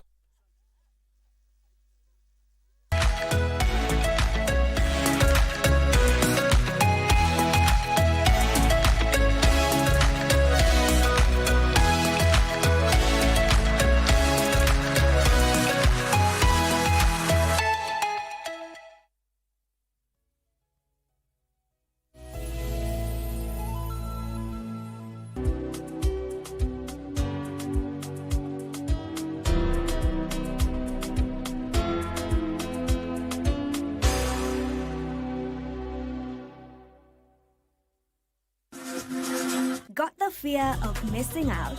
Want to keep up with all the latest entertainment news and latest celebrity gossip? From the latest rumors to popping events to the newest fashion trends, here is where you get all the tea or juice when it comes to entertainment, and you get it served on time. All that and so much more on Grapevine every single Monday only on KBC Channel 1. Remember, if you did not see it on Grapevine, then it most probably never happened.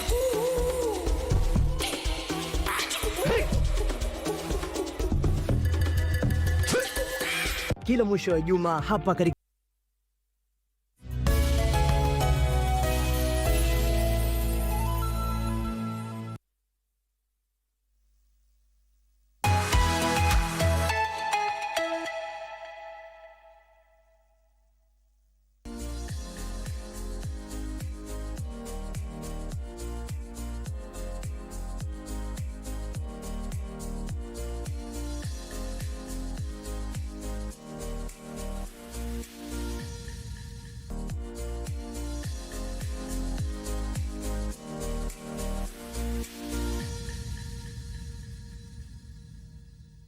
Well, good morning and thank you very much for joining us. You are right on time for this week's Western Spectrum program that brings you issues that are affecting this part of the country, giving you a front seat to discuss issues that actually affect the people that reside in this part of the country. And of course, we will continue to do that, discussing various issues that cut across. You can actually be part and parcel of this conversation on our social media handles at KBC Channel 1 on X. You can also be part of this conversation on KBC Channel 1 on YouTube and also on Instagram and TikTok. But also, you can also catch this live broadcast on Mayenga FM digital platforms, that is on social media handles, that is X, Facebook, and of course also on YouTube. You can also do so through my social media platform, that is Achula Simon, across all social media platforms. And today, of course, we'll be discussing peace, and we are very lucky to have great women from this part of the country that have actually been part and parcel of peace-building initiatives in Kisumu, and of course it is environs for years now. And of course on my left is Betty Okero, civil society organization Kisumu, and of course we also have Grace Joey Jobita, domiciled at the office of the woman representative of Kisumu County. We'll be discussing issues starting from the family level all the way up until the national level, things that actually needs to be done to ensure that indeed we foster peace in this particular part of the country. Welcome, ladies. Betty, we go straight. Last week, your organization just launched a number of activities in this part of the country. And of course, we tend to see this, we're just having this discussion off air, that we tend to see peace activities or peace-related activities being dealt with quite often just before we go into election. Why is it? Well, actually, first of all, thank you very much for having me, and good morning to all the listeners out there. Your question is actually very important because it goes to the very basic principle of the idea that conflict only happens during a specific period of time, where perhaps that conflict that we usually see is a culmination of a number of unintended activities that would have been addressed and have not been addressed. So the notion that we only do it towards this year is that it's so closely linked with elections, and yet conflict is much, much more than just what we see in elections. We see conflict happening every single day in different forms. And so the need for us to be able to engage in the conversation around peace means that we start trying to understand the root causes that even leads to that conflict that we usually witness around election period, where we're talking about prevention, giving the impression that it's only elections that creates conflict, whereas election is in itself just another of those episodes where we see a lot of conflict emerging with all the other communities. But it also goes to the fact that during elections, there's a lot of conversation that takes place about what politicians are intending to do. Oh, we're going to make sure you have water. We're going to make sure that your children go to school. We'll make sure that there's food. Those are every single day issues that affect communities. Why wait until we just have a year or two to give the impression that they only emerge at that particular time? Is it because of the way we pass the message during electioneering period, or is it the way this country has actually been cultured when we're moving towards elections that actually extrapolate these things to what we witness each electioneering year? Just the way we have decided to design peace activities, peace actions, issues about what communities have that they want to be able to address, and give the impression that it is only elections and the leadership and the people that we put in place, that those are the only people who can sort out those issues, which is not the case. Because if you look at the major conflict that we witnessed in this country, which was during the 2007-2008, all those things that we saw at that time was a culmination of so many unheeded community concerns, so many issues that had been affecting communities from way before. And the elections at that time, the explosion of the conflict that we saw at that time, was so many things that people had talked about. It was poverty, it was unemployment, it was exclusion, it was development issues, everything. It was transparency, it was issues around accountability. And we also saw that after that, there was a massive reform in terms of how we were going to start addressing it. You remember, the biggest was the fact that we had a new constitution, which was talking about how they were going to make sure that communities are included in development. The whole issue around devolved government was to try and bring services closer. The issues around the 2/3 gender rule was to talk about exclusion. But apart from that, there was a whole concept around public participation, that communities need to be able to be heard, and that our leaders need to hear us. And that the way you hear us is the way you design the programs that address the concerns that they were talking about. Grace, Betty is just talking about the need to actually remove this conversation from just election, making it periodic, as she puts it, and actually discussing it from the very, very basic level. You are actually very active in terms of ensuring that we start discussing these issues from the very basic level, that is a family unit. Of course, fostering peace in families and ensuring that this thing does not boil out of control and, of course, affect the communities. Thank you for having me as well. Now, bringing it down to the family level, I think that is where we have to start talking about peace. Because when we talk about capacity building, actually, we're talking about the individual, we're talking about the community, we're talking about the institutions, and also the systems. But then it means that we must start at the household level.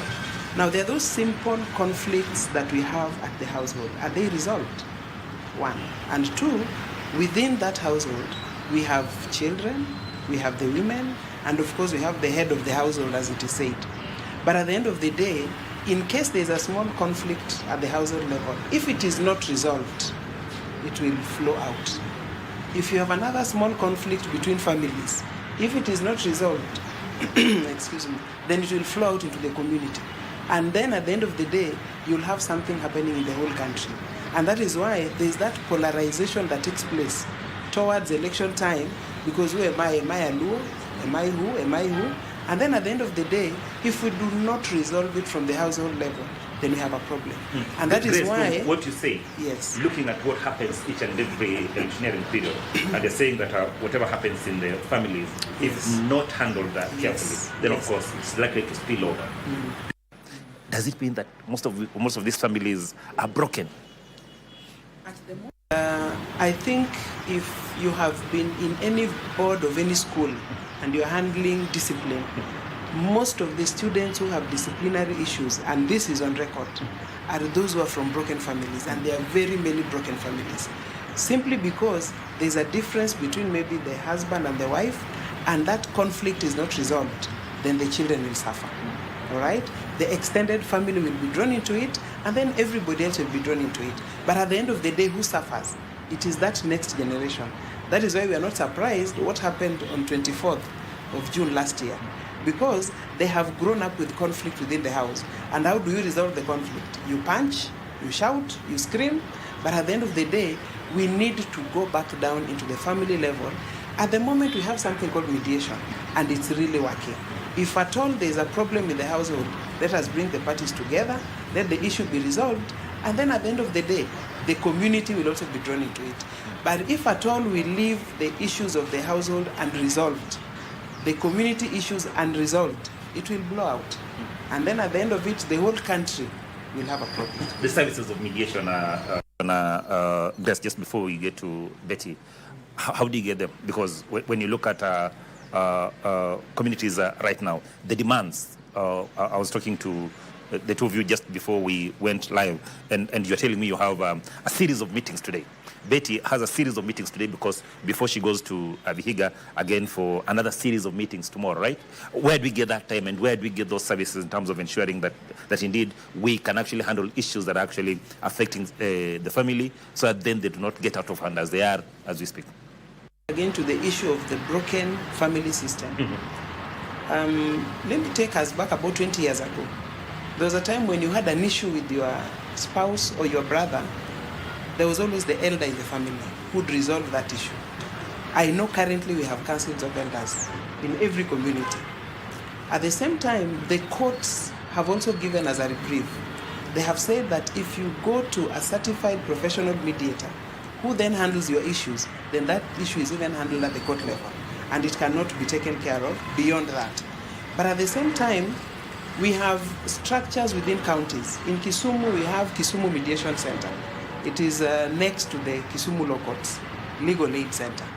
They have a team of more than 600 certified professional mediators.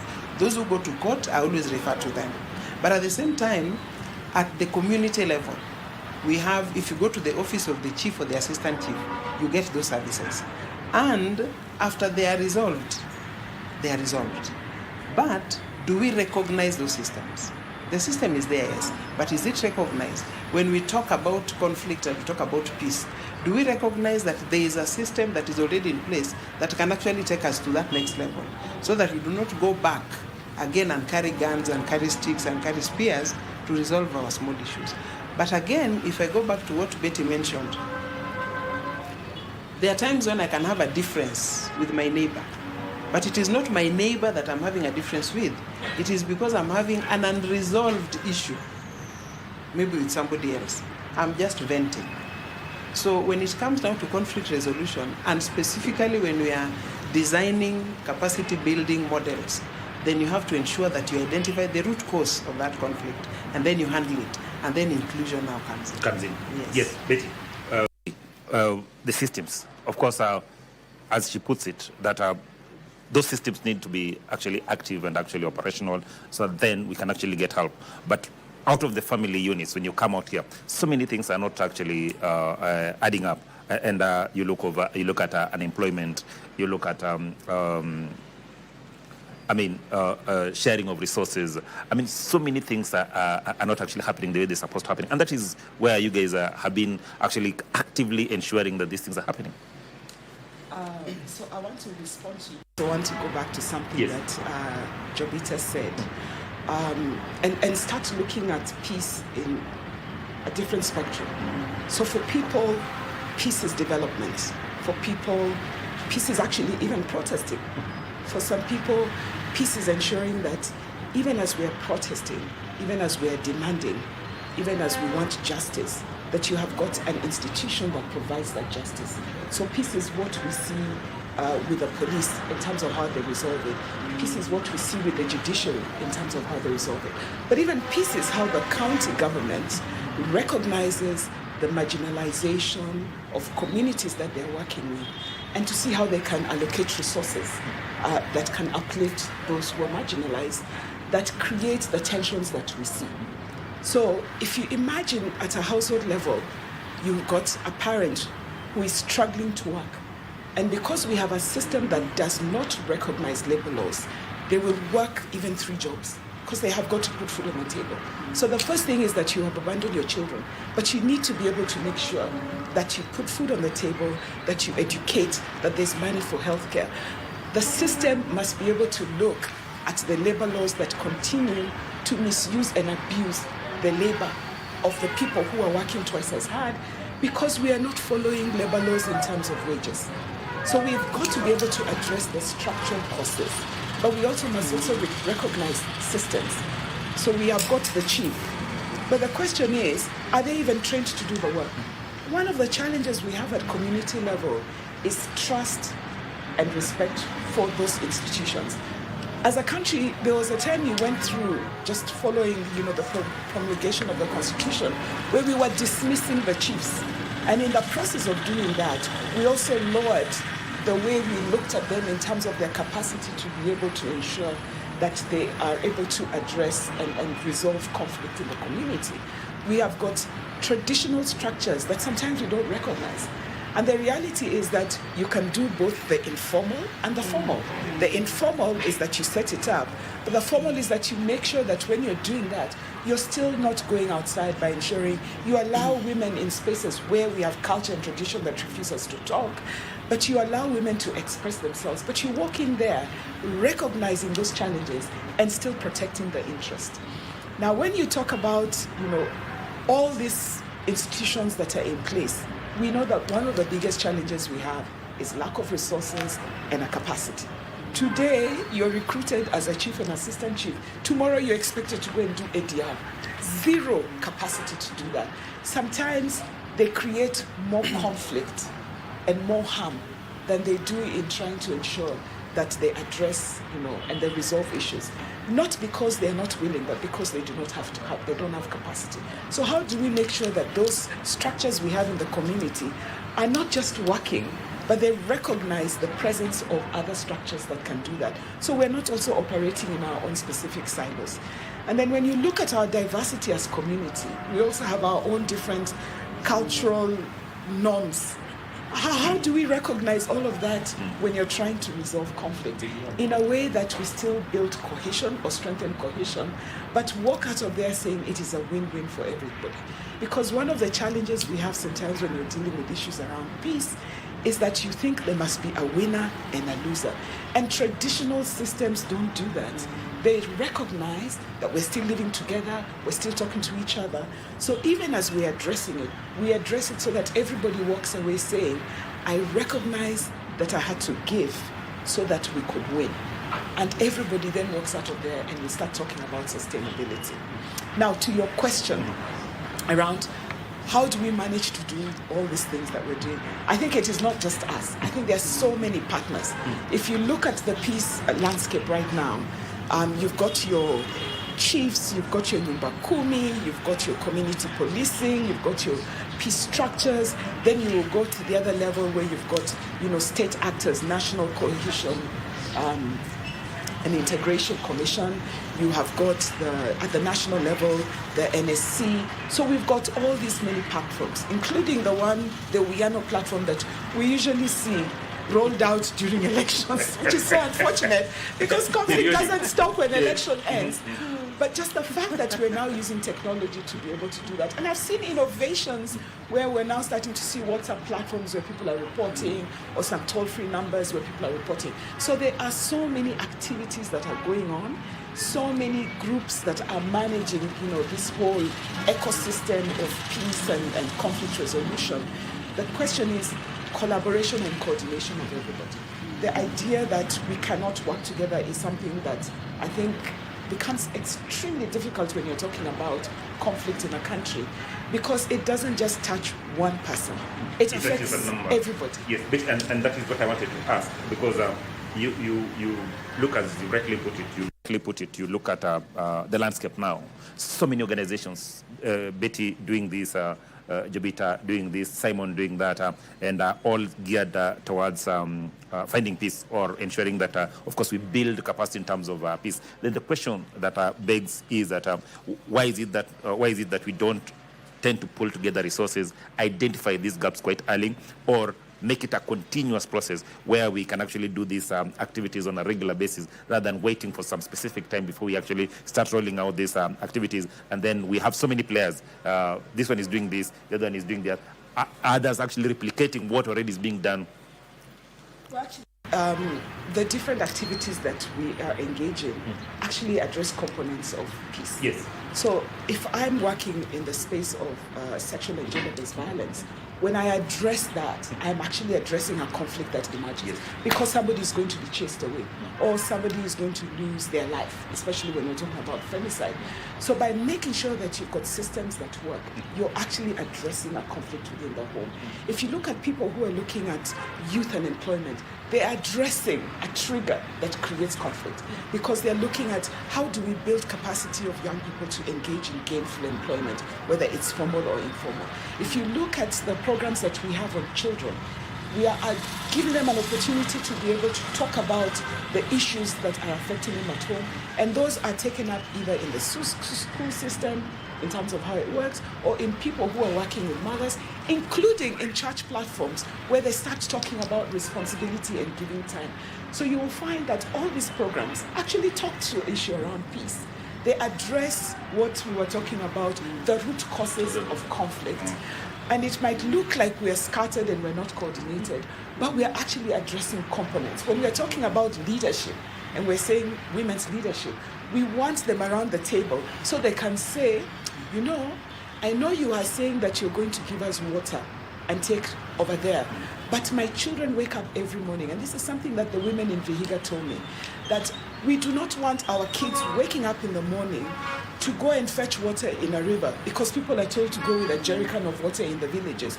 And where they go, they are going to be at risk of violence or death or everything. Or we tell children, you must come with firewood. So they are busy hacking trees from their neighbors, creating an unnecessary conflict. So by engaging them in conversations around budgets and development, they're saying, you just take that pipe all the way to the school. It addresses the issue that they're talking about in terms of threats that kids are having. Or why aren't we doing a biodigester over here? When we are able to do that, it addresses the whole issue around, you know, energy and climate justice, you know. So when women start talking about development from their own basic experience, we are trying to address the conflict that would emerge in the event that that is not addressed. And if we start looking at that holistically, then you start understanding the conversation. Now the question is that the people who are planning, do they recognize why this conversation is important? If we're training young people and saying, we are giving you the skills, what corresponding action are we putting in place to make sure that they're able to get certain work? If we're talking about 30% for young people, how do you make sure that these people who we have trained have access to 30%? And access is not giving me a tender. Access is giving me the tender and making sure you pay me on time. So you've got to start looking at all the parts that create the whole. That actually create the whole board. The question then that I would just piggyback on that is the fact that we do much in terms of creating capacity, ensuring that the youth and people living with disabilities understand that there's 30% for you. Also ensuring that we tell them that it's good to live in peace with their neighbors and all sorts of things around peace. But what happens when we are getting to some situations like elections and we want to have our cake and keep it at the same time, where I forget that this is my neighbor. We need to look at identify specifics that we need from leaders, and I start looking at Betty as a person who comes from my community, a person who is my friend, and forget about my friend whom we've actually been suffering for the last 10 years.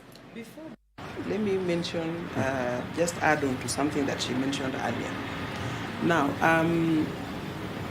the current conflict that we don't even know how to handle are the Gen Zs. But within Kisumu, there is another conflict, that is again coming up, and that is involving the border sector. And it is very serious. Now, why are we having these conflicts? One, because, especially for the border, is because there is that tough war. That this is our area, this is our area, this is not your area. Now, it all boils down, territorial. It all boils down to resources. Because that is basically the underlying cause of most of the conflict that we're having. Now, you mentioned something about PWDs, you mentioned youth, you mentioned others. Now, one of the key concerns that is actually emerging at the moment is that we're having millions of youth that are not gainfully engaged, and they're idle.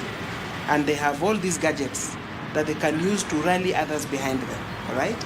Now, one of the things that I know most of the officers are doing is to find a way of ensuring that, one, they get some skills, and then two, they are linked to employment. Now, the biggest employer at the moment is affordable housing, and everybody's talking about it. Everybody's talking about it. In Kisumu is actually the main bus terminus, eh? Yes. One of the things that we are now advocating for is to ensure that those young men who have gained those technical skills, how do we ensure that they are part of that, to gain that experience? So when they go out there and they're given that 30%, they're actually able to deliver. Yeah?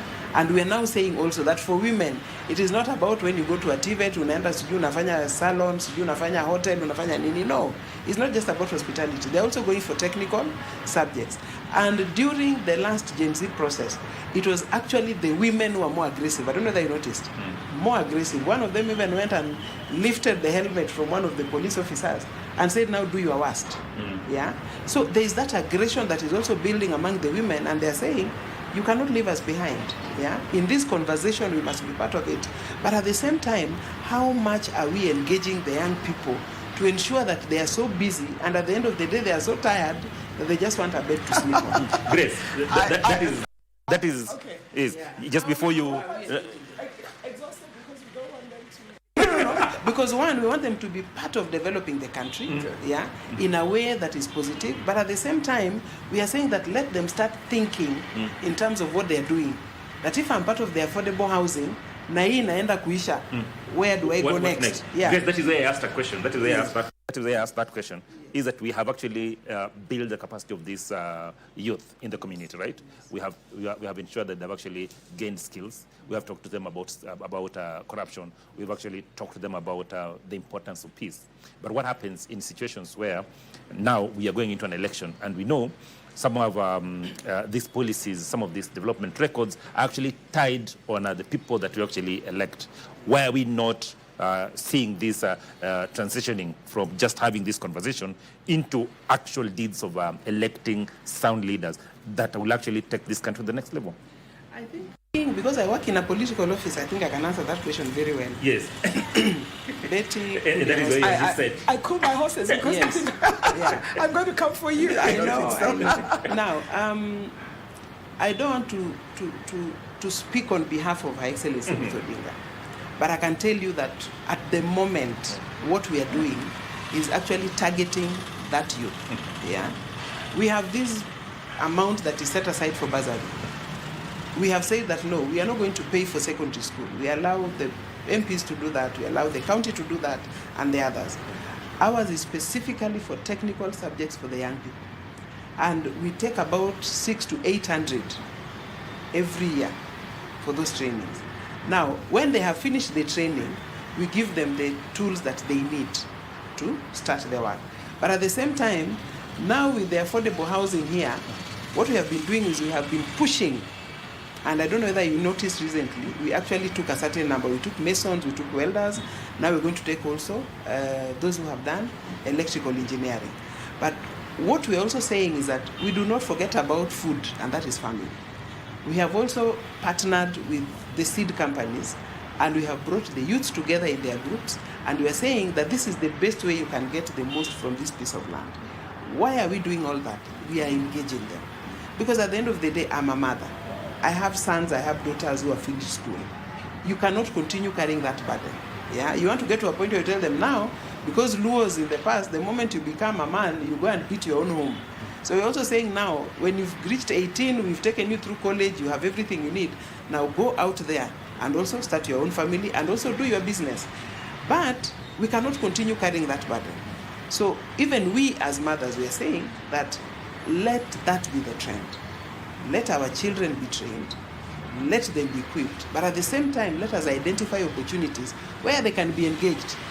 Most of them are saying that now, mimi nafanya kazi ya internet.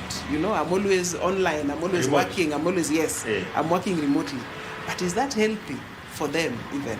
Why is it that when we were in school, I remember when I went to nursery school, okay, I didn't go to nursery school. I went one day and I went home. When I went to class 1, we would be in school from 10 o'clock to 12.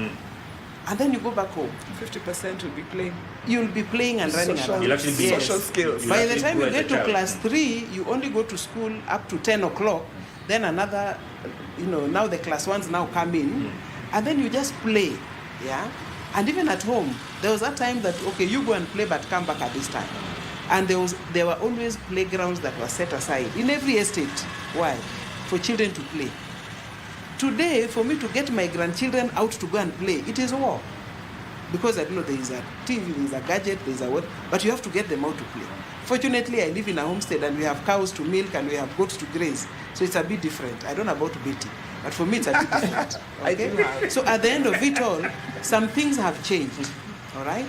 But we need to change with them. Now, recently, as I finish, and I hand over to Betty, we hosted the International Day of Peace. There were several build-up activities. They all had meaning, but I do not know whether we understood the meaning. The first one was we had this intergenerational discussion. Why are we talking to everyone when it comes to peace? Why are we talking to the Gen Zs? In the old days, it was only the old men who would close the door, talk, and then decide, and then wanakata kondo. I don't know how that one is said in English, but it's like they come to a level of agreement. Then after that, there was the element of now tree planting. First, there was art, all right? Yeah. Why are we sharing our culture? Why are we sharing what we do, all right? And sports. And then there was the tree planting. And I passed sports ground the other day and they are wilting. We need to do something about that, yeah? So there was tree planting. Then at the end of it all, we had that interdenominational prayer. And then we released the doves. Each of those activities had a meaning. It is almost like you are designing a training module and you are ensuring that at the end of it all, everybody will understand where they have come from and where they are going. My only concern was, I wish this was done in a conflict area, so that it is the 2 or 3 parties who are involved in these activities. When you bring it to the middle of Kisumu City, where really there is no conflict, then what are we saying? Are we really meeting that objective? Yeah.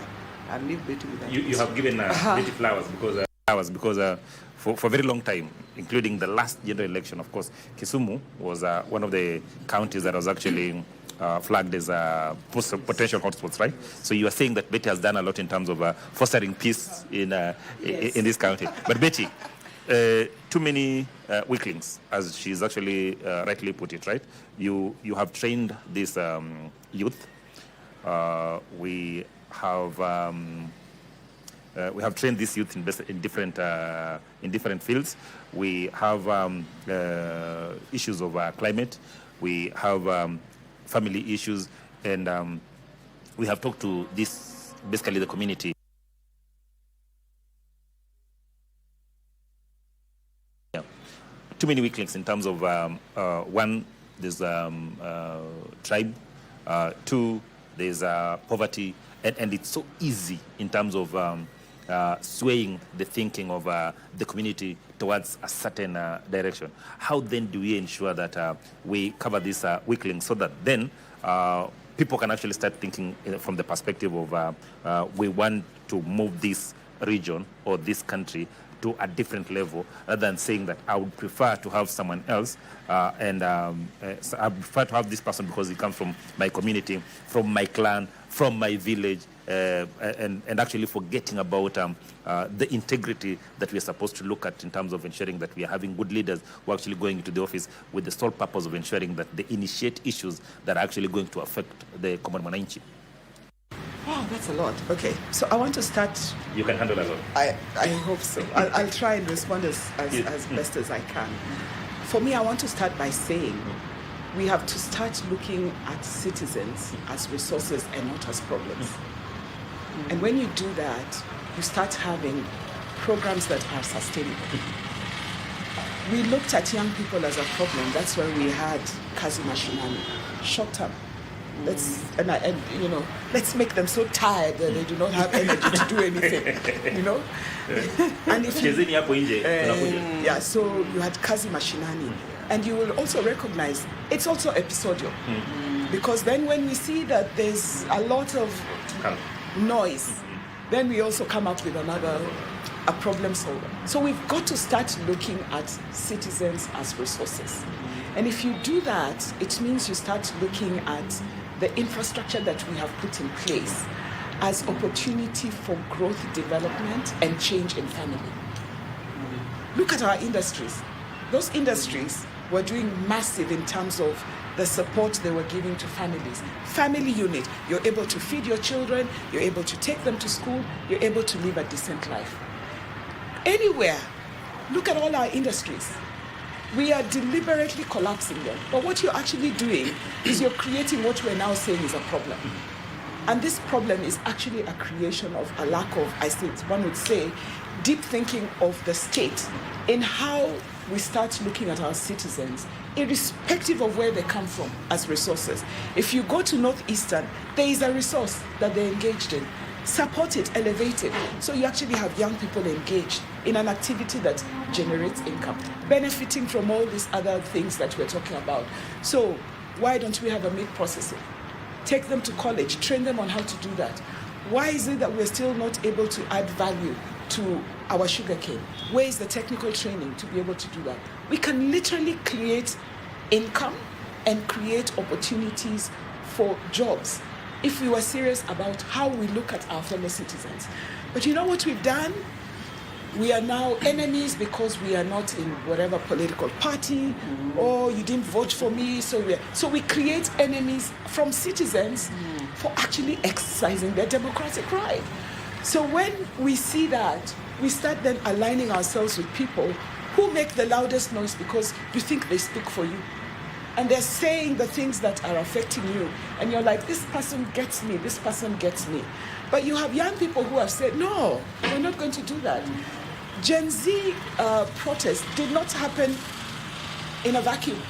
They started by having a conversation. Can you please make sure you do not pass the finance bill? Can we talk about the finance bill? Can we, Yani, there was a whole conversation going on before they went to the streets, and that's how I say that when you look at peace, you must also recognize that protest is a form of peace. They are going to the streets to engage with you because that is the only platform you've given them to engage. Now, how you respond is now when we talk about, do you see your citizens as enemies or do you see them as resources? And if you continue to see them as enemies, you will have the sort of conflict that we're always seeing. So now we have divided our country now with elections. I don't know which political party you belong to. If you're not in the mix of it, you are useless people who have decided that they're eating. You know, that whole conversation is where now communities have borrowed the government language and are actually starting to demonize, ethnicize, polarize, marginalize fellow citizens, though their suffering is the same. How do you pull back the power to wananchi? Get it from these people who actually stand on the podium and say, watu ni wabaya, mi nitafanya hivi, nitawafanyia hivi, hivi na hivi. So then people can actually start, as Gen Z had that power during, of course, the build-up to their demonstrations, right? How then do we actually get that power back to Mwananchi? So then we have a sober discussion. Actually, Gen Z did have the power. They had the power when they were sharing information. Yes. They had the power when they're saying we don't like this because it's going to do that. Down, right? So the question is that how do we get that power back to the people so then we build that conversation? I don't think that's the narrative that we have. they are operating in their own spaces. And you can see it happening. You know, when people decide that we're not going to go to the streets, that's a decision that they have made. That is their power at that particular point, saying they can or they cannot. Yesterday, I think there was this Kaluma boy, and there was everybody. Yes, Mary. And people went. That's Gen Z showing their power in the most empathetic way. And I think somebody said, we're not getting it, but these young people are getting it, and they're organizing and they're mobilizing. But what are we doing? We are now going to start creating systems that do not allow. So we come up with things like, you can't meet in a place unless you get permission. We will not give you permission to. So when you start having those barriers that are put in place, that is you looking at your citizens once more as enemies and not as resources. Able to tap into that conversation and see how you can be able to address it. Now, young people are talking. The question is, we're not listening, because we're saying, how do we tap into that power? They are speaking. They're not doing conventional speaking. They're speaking on social media. We don't get social media, so we think there's a problem. In fact, what are we trying to do? Oh, we're trying to protect that space by coming up with vikwasos about how they can engage. That in itself is seeing citizens as enemies and not as a resource. We need to start listening to each other. We need to be able to walk into a place without having cards under the table. And it's scary that you can sit around the table and people tell you where you're wrong. You've got to be big enough to be able to recognize that, look, people's interests, people's challenges, people's issues are so different that I need to listen to you. We're not questioning your ability. We're telling you, you did that, it didn't work for us. Perhaps you should do it in a different way. Now, if we don't listen, is when we start having those pockets of conflict, because we're not listening. And Kenya doesn't listen to each other. We don't. We wait until there's a massive, then we start saying, okay, now come, let's stop. We had, and we've done different ways. Please remember that even the conflict that we've had in this country, we've had political solutions. I mean, Kenya has had 2 handshakes, and now we've got this other broad engagement that is going on. That is one. But we also have ways in which we engage with young people through sports, through art, through music, through drama. Even sometimes you don't like the things that children are saying. So we even punish children for telling you, this is what we want. We have got to stop becoming sensitive to truth, because that's what it is. That when I'm telling you what is affecting me, you come and shut it down with the cops. And that's what that does, is you move the conversation from daylight into the dark. And what happens in the dark is that you have no idea what's happening. And then in Alipuka.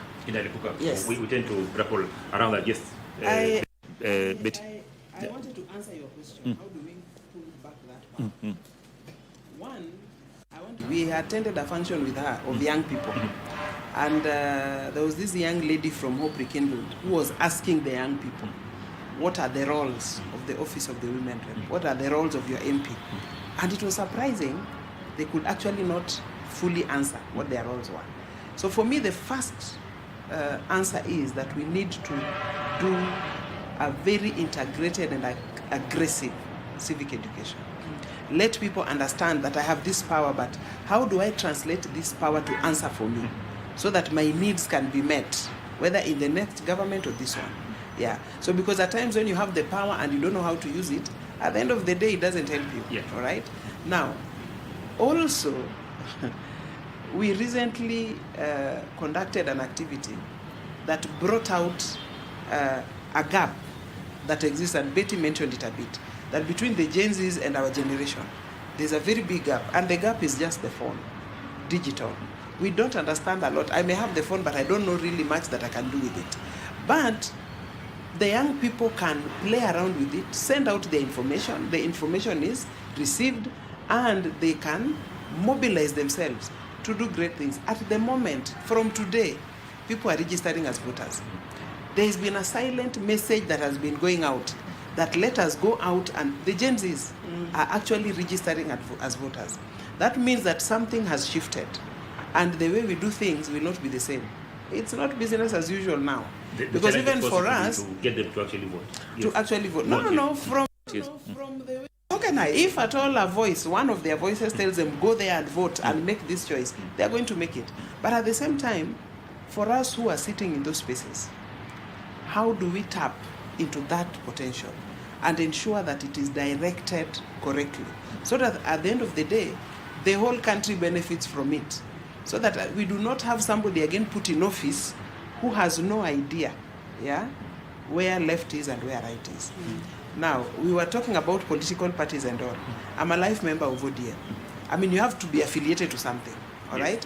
But the reason why I can speak for ODM is because we have been there. Hata kama Betty anatuona ni kama we have actually delivered quite a bit to the people of Kenya, And being that we could be the oldest political party that is still breathing and kicking and not on life support, that is also, we can also say something I about that. expect you to say the largest party in the southern part of, yes. But at the same time, that political parties have got their own role. Civil society organizations have their own roles. But now how do we come together and ensure that the objective is the same? We have one vision. How do we ensure that the different objectives that we are engaging in, at the end of the day, we have a peaceful Kenya that creates the right environment for development, that a mama mboga will know that I will go to the market in the evening, I will sell my wares, but I will not be afraid. I will come back home. Because areas of conflict, there is no development. Areas of conflict, the women suffer most. Exactly. And it is only that we do not have time to talk about that. Yeah, true. But the aspect of who suffers most in case there is no peace, that is another conversation that we need to have. I think I want to just clarify on one thing.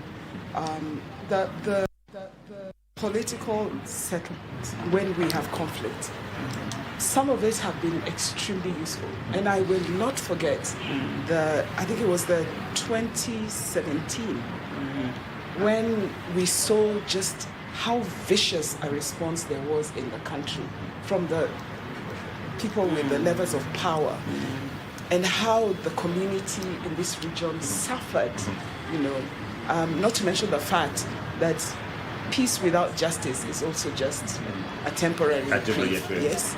So there's that. But I think also in terms of civic education, we have moved civic education from physical space to virtual. And the thing about the use of technology in the way young people are mobilizing themselves is that you do not need all this protocol observed, and you don't need to go through all that. They're doing it in their way, and I think that's important. But I like the fact that how do we support, how do we advise, and how do we shape? Not coming to impose, but working together to be able to make sure that we achieve the end game. But I tell you, even in terms of capacity building, I have seen how young people are training themselves. Look, every single day you will find there's a conversation going on in our Twitter spaces. And they're just training and educating and talking and sharing. That's exactly what they're SHA, yes. If you want to understand that, they're also quite keen about what's happening in the country. The day they release the repayments of SHA, within 3 days, we were able to know. The very day, in fact, the conversation was actually around which institutions and what. Yes. They kept just unleashing and unleashing. And again, that is the power of just how they have decentralized themselves in a way that, whether we accept it or not, they already have existing networks, and it is important. Yeah. Betty, just in conclusion, because our 1 hour is already done. Yes, it was fast. Jobita, you work in a political office, right? And one of the issues that have actually been raised over and over again has been about the language that politicians actually use. You are the handlers of politicians. How do you change that narrative? How do you change that language so that then we speak the language that actually unites Kenya rather than dividing people along tribal and clan and community lines? Just in 1 minute, so that then we get to it and we conclude. Yes, I'm glad that Excellency Ruth Odinga has been very candid and very forthright when it comes to languages that are used. And she's one of those who have really been advocating for being sober. When you are talking, be sober. But at the same time, I think it's time when the other politicians also had a vision. Because when you have a clear vision and you know what you want to achieve, and what your vision is related to the citizens. Like Betty said, let us serve the people, all right? So if you do that, you'll not use that language that again brings conflict. You'll want to bring in as many people as possible into one basket so that you are able to maybe get their votes. But when you polarize, so that maybe you can find your barabara ya katikati, at the end of the day, things don't get better, they actually get worse. So I think what I can say out there is that let us use that language that brings people together. Let us use that language that ensures that peace prevails so that development can find room. Thank you. Betty, integrity. As we conclude, just one minute in terms of as we go into, as we have this conversation around peace and everything, integrity is key, and not just about resource utilization, but integrity in each and every aspect of leadership. Talk about integrity in a very interesting way. 1 minute. So integrity is saying that if you call me to the table and you listen to me, integrity is protecting what I say. Integrity is listening that there are marginalized people that need to be lifted so we are equal. And that you recognize that that is a fact and that you do something about it in a way that it is sustainable. Integrity is about allowing me to express myself in a way that you do not tell me that I speak, but there's almost like a gun behind my back. So integrity is participation. It is decision-making that is inclusive. But most of all, it is in realizing that if I'm talking to you and I have an issue, your response is going to be seen in how you make sure that I'm able to say I am happy. Yeah. Fantastic. Betty Okero, civil society organization, Kisumu, and of course Grace Jobita. They're telling me that, of course, that 1 hour was not enough. Would have wished, of course, to have this conversation about 2 hours and even more. But of course, we are time restricted. Of course, we are glad that you'll actually find time to have to be part and parcel of this conversation. We want to thank them, of course, for finding time to actually come here. Of course, what they're actually doing on the ground in terms of just ensuring that peace actually prevails in this region. These are conversations that, of course, will continue on our social media platforms, as I've said. And of course, this is a conversation that you can actually take it to the very basic level of our community in terms of talking to your brother, talking to your sister, talking to your friend, to ensuring that indeed we focus on ensuring that there's peaceful coexistence, but also we put our leaders to our account. We are very grateful to the management of the Miraja Palace Hotel here in Kisumu for again affording us this chance to actually hold this program in their premises. Of course, when you're coming to Kisumu, find time and actually be here. I also want to thank the entire team, Martin Kivuti, who is on the camera, Swibe Simon Nyamatiko, who is also on the camera, and of course our producer, Kama, director Vincent Achola,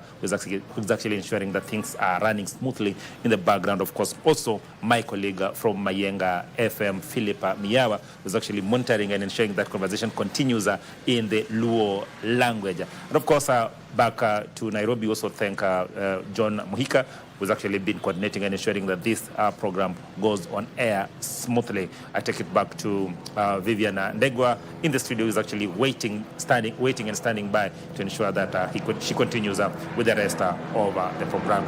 Back to you, Vivian.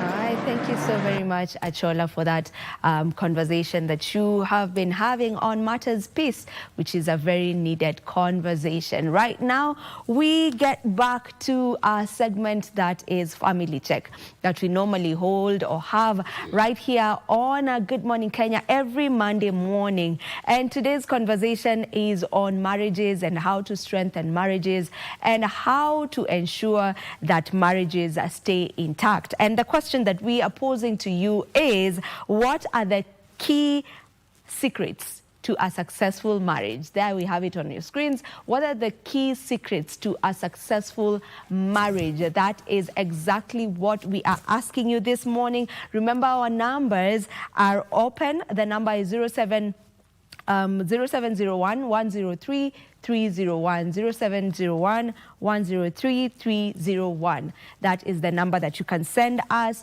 a WhatsApp message on you just letting us know what are some of the key secrets to a successful marriage.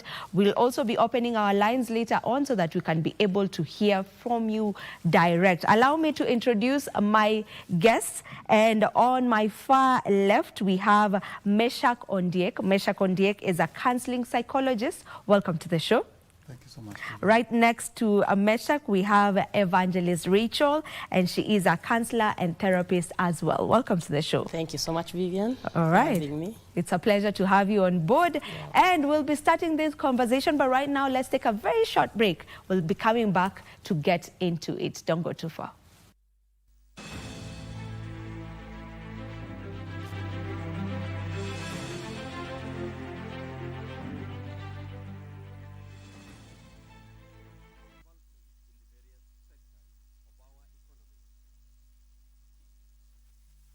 President Moi, being the country's farmer #1, is a patron of the Agricultural Society of Kenya, the body that is entrusted with the running of all the shows in the country. An exception to this are Harambee shows, which are organized at district level. Here, the president is seen inspecting some of the stands just before officially opening the Nairobi International Show.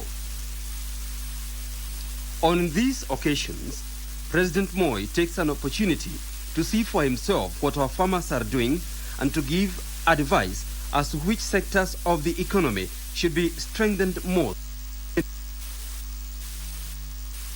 A welcome inclusion at Jamhuri Park, where the Nairobi International Show is held, is a section where member countries of the Preferential Trade Area, PTA, display their commodities. Following of the preferred area, there has been a flow of trade between Kenya and member countries, who include Ethiopia, Lesotho, Malawi, Mauritius, Rwanda, Somalia, Tanzania, and Zimbabwe.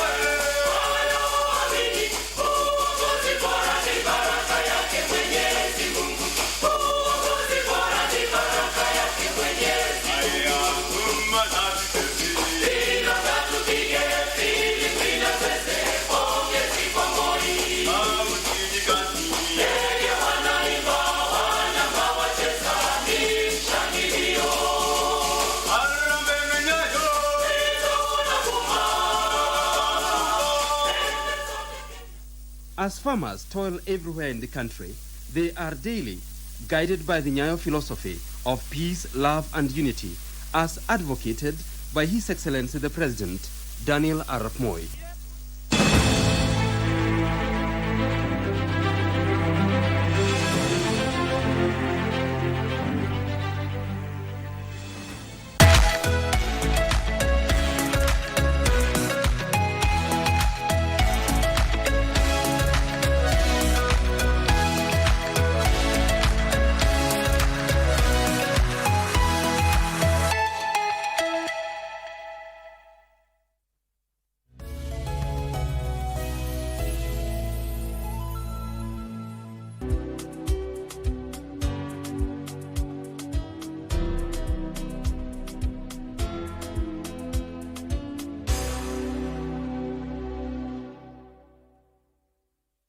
In a world where news is ever changing, staying informed is more important than ever. Join us every week on News Check, your go-to show for the latest in current affairs, breaking news and in-depth analysis. A warm welcome to KBC News Check. From politics to global events, we bring you content that matter to you. We're not just speaking about the governance and how we want to see it, but want to actually participate. Get your facts, hear from the experts, and really understand what is happening around you. We need to change our system first. You have to do the impossible to make sure the message is home. Stay ahead, stay informed, stay engaged. Will these people, everybody agree? Just listen to me. Let's give him a chance to clear the air. Catch News Check every Tuesday and Wednesday from 10 a.m. to 12 noon. Only on KBC Channel 1.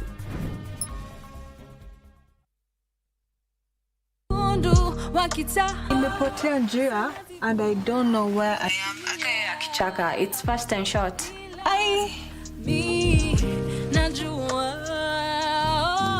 Umesikia sauti? Mbeza jilala. Kutujui mtoto wako wako wapi? Sasa hii stress inatoka wapi? Haki mlevi asikuja hapa na makelele zake. Mbona kuna makelele huko nje? Msichana wetu amerudi. Sisi ndio tunafaa kuja kuulizia maendeleo ya kesi ya mtoto wetu ama ni wewe?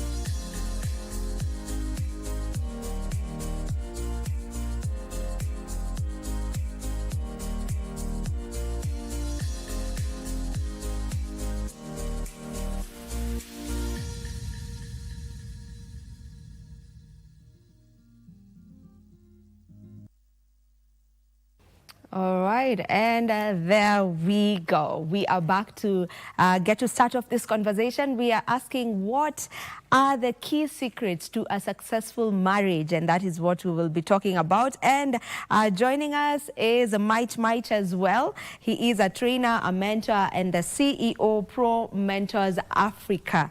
That's our question of the day right there. Mike, welcome to the show. Haya, sasa tuianze sasa. When we talk about a successful marriage, what does that mean to you individually? Let me begin with Meshach. What does a successful marriage mean to you? Thank you, Vivian, for that question. To me, I think a successful marriage is a marriage that is full of progress, a marriage that people can be able to admire, a marriage that is in progress in terms of their career, in terms of their relationship with their children, in terms of their maybe business and the like. So if those spheres are in progress, even a spiritual aspect, even the mental aspect, their connection, if everything is on the upward trajectory, you can be able to say that marriage is successful. Okay, so it's all round. Yeah. All right, for you, Rachel. All right, Vivian. Having an understanding that a marriage is a covenant and a union between two. And when I say two, I would say it's like is man and woman, traditionally, and biblically, because nowadays things are changing. I would say a successful marriage is whereby the two are in a position to live together, supporting at the same time dealing with their issues the way they come, whether positive or negative, in a manner whereby no one will sound is threatened. So a successful marriage to me is whereby two, the man and a woman, can plan their life and become what they're supposed to become. Yes. All right. Yeah. Might, over to you as I also look at the numbers, because the numbers in terms of divorce cases in the country have gone really, really high. So just give us your point of view on that, and then we get into this as well. Vivian, success is subjective, not objective. And to me, what is successful marriage is what? If me and my partner, not others, they don't have even to see it. They don't have even to interpret it. If me and the partner I have are in agreement, then we are good. If we're in agreement and we can walk in the same path, same focus, same ideology, then it will be successful to us. To others, might not. Yeah. But to me, and we're in the same focus, we're moving here, our ideology is this, we have a common goal to each other, then to me that's success. Yeah, so to you it is subjective. Yeah. It depends on just that if the two of you feel your marriage is okay, it doesn't matter what anyone else from outside. Na ule mzee ni kama amekaliwa. Wacha waseme. Lakini sisi wawili tunasikizana.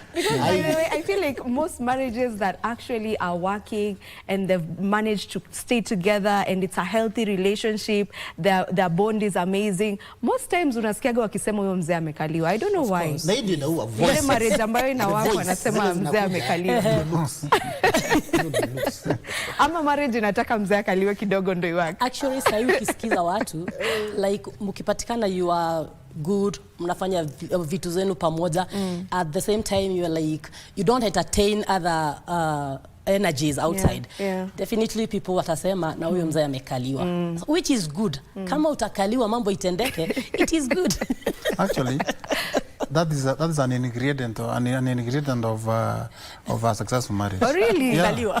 If people are able to say that, then it means that is a successful marriage. I know, right? I feel like every time I see a successful marriage, utasikia tu watu watasema mzee amekaliwa. So it's like one of the ingredients. Semagi mama amekaliwa. By the way. All right, let me read these numbers. So according to Nation Africa analysis of judiciary data, it shows that the number of divorce cases that are filed in courts keep moving up. So from the last record that they showed was back in the year 2022, and it showed that there were 5,611 cases, this having moved up from 3,000 cases in 2020. So in just 2 years, there was a surge of over 2,000 more divorces in the country. And it says that the number has gone even way higher in the year 2025. We don't have the actual cases recorded, but it has gone higher. So probably just what is standing in the gap of marriages, you know, becoming successful? Kwa nini zinaanza alafu zinakuja zinavunjika? Like the number of the ones that have remained steady and constant keep going, you know, down. What could be the reason? Maybe I can comment on that because number one thing, it is good to ask yourself, why did you engage in the covenant of marriage? Because before even you did it, you had an idea or you had what you are looking after with your partner. So the cases that are there for divorces, surely there are many. And somehow, even some marriages are not even going to that year. Actually, zingine hata 1 year haziendi. One of the main reason I would say is that I think people need to be serious with whatever they are entering in. Because marriage is not one-day job. It is a lifetime thing until death. And when it says until death, to me, death is physically death. You get my point? So to me, the cases of divorces is because people may be ukiingia kwa marriage uliona this is not what I was expecting. What were your expectations? Nikiingia huko nilikuwa na expect nini? So the moment you find is a journey and something to work on, you're like, hey, this is not what I expected. So unaona, let me give it a break kidogo. At the same time, there's a lot that is happening nowadays. Pengine unaona marriage ya mtu iko sawa and you want yako ifike hapo. Jipate you are not in a position to find yako ifike hapo. So to me, divorces sometimes are caused by, are you sure of what you are looking for when you are entering to that covenant? Yes. So you had a different expectation while getting into the marriage, and then now ukapata vitu ground si vile ulitaka. Mambo imebadilika. Meshak, what's your thought? I think it all goes back to the foundation, the foundational, the background of that marriage. Which did they take time to prepare for that? Did they lay down the objectives of their marriage? Do they have a goal? Why are they getting married? So if they didn't have a proper preparation, a proper orientation of what they expect in marriage, so therefore when they reach into that marriage, then they realize, oh, so I needed to do 1, 2, 3 before I come here. So therefore they have to go out to prepare. So then they come in again. So I think the reasons why there is a rise of divorce cases is because people lack that preparedness, that objectivity in marriage. So if they prepare properly before they enter into that institution, because it doesn't have graduation. It's a school that does not have graduation. Yeah. You keep on adding grades, but you don't graduate. So because they don't prepare, actually most of the people, they don't even go for marriage counseling. They just meet, they do courtship for less than 6 months, they go for maybe see for wedding, then they call it a wedding. Then after 1 month, 2 months, they realize, oh, so what am I doing here? Because of lack of that goal and objectivity that they are supposed to do when they are in that marriage. Yeah. Remember, you can be part of this conversation. You're open and you're much welcome to give your contributions on this discussion. The number is right there on your screens, as you can see it, 0716-103-301, 0716-103-301. Let us get to hear from you. What's your opinion? What are the key secrets to a successful marriage? Na pia wewe umesikia mambo ya marriage ambayo ina work ni mzee amekaliwa. Kwa hivyo ni wazee wakubali kukaliwa marriage work ama ndo vipi? Kindly let us get to hear from you. We'll be glad to hear from you. Now there's something that has come out from both our two guests right here. They've said unafaa ujue ukiingia what you're getting into. So sometimes we get into it with different expectations. For the people who are looking to get into marriage right now, they're in that courtship period, wameshaanza kuongea kwenda kutembelea wazazi, rurashio nini nini. So maybe what are the questions that you should be asking at this stage now before you get into that marriage? What are the proper questions to ask? Shida ilitokea hivi. Sijui ama kuna marriage. Unajua tunaweza jidanganya hapa, tulete matheory, watu kuprepare. Watu wanaingia kwa kadate. Mnajikuta kwa bed na mtoi anakuja. Uliingia kwa marriage ya mtoi. So most of marriages zina break because tulijikuta. Then by the time he is trying to realize that we need to do this and this and this, the child have come. It's not like kitambo. Kitambo ilikuwa naangaliwa huyu bibi ni bikira, huyu jamaa ni bikira. Siku hizi hiyo ni story ya jaba. It's not there. So guys are getting into a friendship and everything. On the process, you find yourself intimacy. In that intimacy, mtoi anatokea. That's why you have even single mothers who are going because jamaa na realize I was not ready. Ama dema na realize this and this. And that's why marriage, the genesis, mulianzaje. Si marriage, mulianzaje kwa ubeste. Hiyo ubeste need to be defined. Before tufike marriage, tuanze kuelewana. By the way, unalalanga, ngorota. By the way, handu vitu hivi na hivi. By the way, kama mimi, kuna watu walikuwa wananiambia, unajua, kwanza social analysis ya environment yangu, unasikia wananiambia bazi, handsome man is tall, dark and slender. What about short and round kama mimi? So, dema ilikuwa ziko hapo. Labda aliniona kwa sababu financially niko poa na everything, lakini back in the mind atafuta chali ile society nasema. So what is the genesis as we start moving? Yeah. How we kuna pahali tunaingiana. Because my experience for the last 32 years. You've been married for the last 32 years. Experience yangu hata ni mingi. Oh, congratulations. Jago married for 32 years, but my experience in this field of psychology for that 2 years, cases zile nimepata more. Genesis was wrong. Then saa hii tunaanza kubatiza na church. Wacha tuombe, wacha mjuane. But kuna zile principle, kuna zile temperament zangu na temperament zake ambaye haziingiani. Toja kuleta maombi pia inagonga mawe. And I think it's the high time even the church tusiseme mambo ya Mungu. God created us without us, but will not save us without us. Let's talk of this temperament. Mimi na believe if we start now working on those. If we start working on those ones, then God will be in that. He will work within that.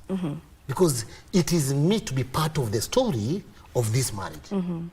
Then we pray because God will always put us together. Okay. So I've realized, and that's why you find with my good Catholic church, allow me to say, before we used to do confession before the wedding, a night before the wedding. Siku hizi confession inafanywa that morning. Sijui sababu ni gani. So ni kurealize things are changing. Yeah. Things are different huku nje. I don't know. So to sanctify your marriage ikue holy through sacrament, lazima to sanctify that morning. Yeah. Because you don't know what happened the previous night. Stories zimechange. So tunaeleano, tuna hivi na hivi. Alafu on the process mnaweza kuta nyinyi ni mabeste na mwezi ingiana. Yeah. But changamoto tunajikuta mtu yeye amekaa, so inabidi tuko kwa marriage. Okay. But maybe I can add on what my brother have said. Ikifika ni time ya kujipata because of a certain situation, yes, zina happen. But to me, I would say that hata kama ime happen, because number one, huolewi ukiwa mtoto. To me, huolewi ukiwa nani? Mtoto.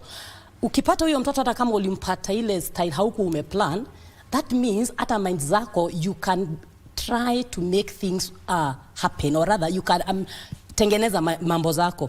Because when we say number one, tusiweke Mungu, to me, hiyo haiwezi kaingiana. Remember, Ecclesiastes says, 3 stands, whatever, is it a bench of 3 stands? I'll check on that and tell you. It cannot be easily broken. Meaning, this is for 2, then we put God there. So in marriage, definitely we cannot do without God. Number one, he should be the center place. Number 2, hawa watu wawili wakikuja when God is there, definitely atatu help to find things out. But however, things zina happen. Na zinaendelea kuhappen. By the way, ukiuliza vile amesema, ukiuliza watu wengi, bona uliolewa? Wengine watakwambia, by the way, tulimaliza kampo, ni tukajipata hiyo jioni, tulikuwa tunaenda kuprepare how tutaenda home, tukajipata tumekaa mpaka waleo hatujawahi enda home. So ili happen. Then ask yourself, do ili happen? What next? Ili happen na sasa mko na watoto 3. Sasa unaenda kugonga 35.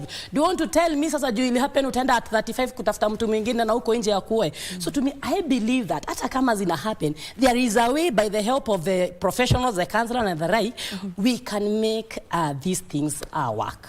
So to me, God hawezi akatoka hapo. Let me correct. I didn't say to seek Mungu. I am a spiritual being. Si spiritually jabati whatever, I believe on God. And I manifest God every day.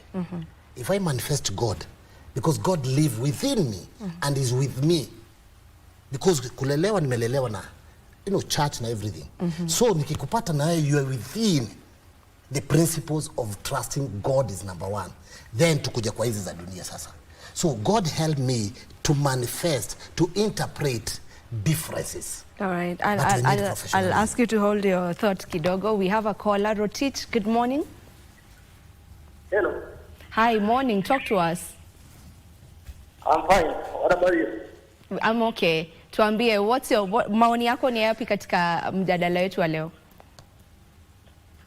Katika mjadala wetu wa leo, ningependelea kuwa for a happy marriage to be, kila mtu anafaa protect his or her responsibilities well. Na pia ambapo kunatokea shida, hakufai kuwa na furugu, unafaa tu there is that peaceful reconciliation. Okay. So hiyo ndio maoni yangu. Asante sana. So according to you, kila mtu ashike responsibility yake, alafu marriage itakuwa vizuri. Wakati wa shida pia mnaiangalia kwa njia nzuri. Sasa ningependelea kuomba kitu moja. Ningependelea watu wanifollow katika IG page yangu. Yes. Yes. At CEO Summit. All right. Wameipata. All right, thank you so much. All right, ametupa maoni na akatafuta followers, so follow. So all right, so according to him, everyone needs to play a part in the marriage being a successful marriage. How true is that? And when we talk about responsibilities, how does that look like in a marriage? I think, Vivian, these responsibilities is a shared kind of aspect whereby each one should exercise their responsibility according to their capability. And it should be a mutual understanding that what am I able to do? And it is a matter of an honest conversation between these people who are married, so that each one takes a responsibility that they'll take up to the end. Not take a responsibility and reach somewhere and say, oh, I think it is overwhelming to me, I need to change, I need to maybe seek some guidance or something like that. So it's a mutual understanding between the two, then they take their responsibility. All right, we have Margaret calling all the way from Naivasha. Good morning, Margaret.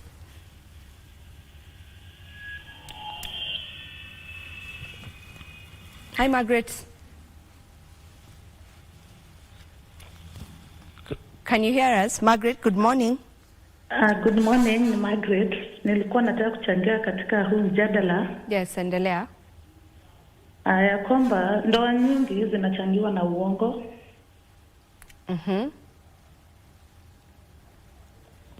Ndoa nyingi zinachangiwa na uongo. Yes, endelea, tunakusikia. Ambapo watu wawili, mmoja akiwa kuna uongo juu ya mwingine, sasa hizo ndoa haziwezi faulu. Marriage mingi zimebreak kwa sababu ya kutokuwa na uwazi. Nakumbuka labda mlifanya wedding kanisani. So kuna ile covenant ambayo mlifanya pale kanisani na mbele za Mungu. So kila mmoja wakati mmekaa kwenye kwa nyumba, mnastahili kufikiria vile mlifanya covenant.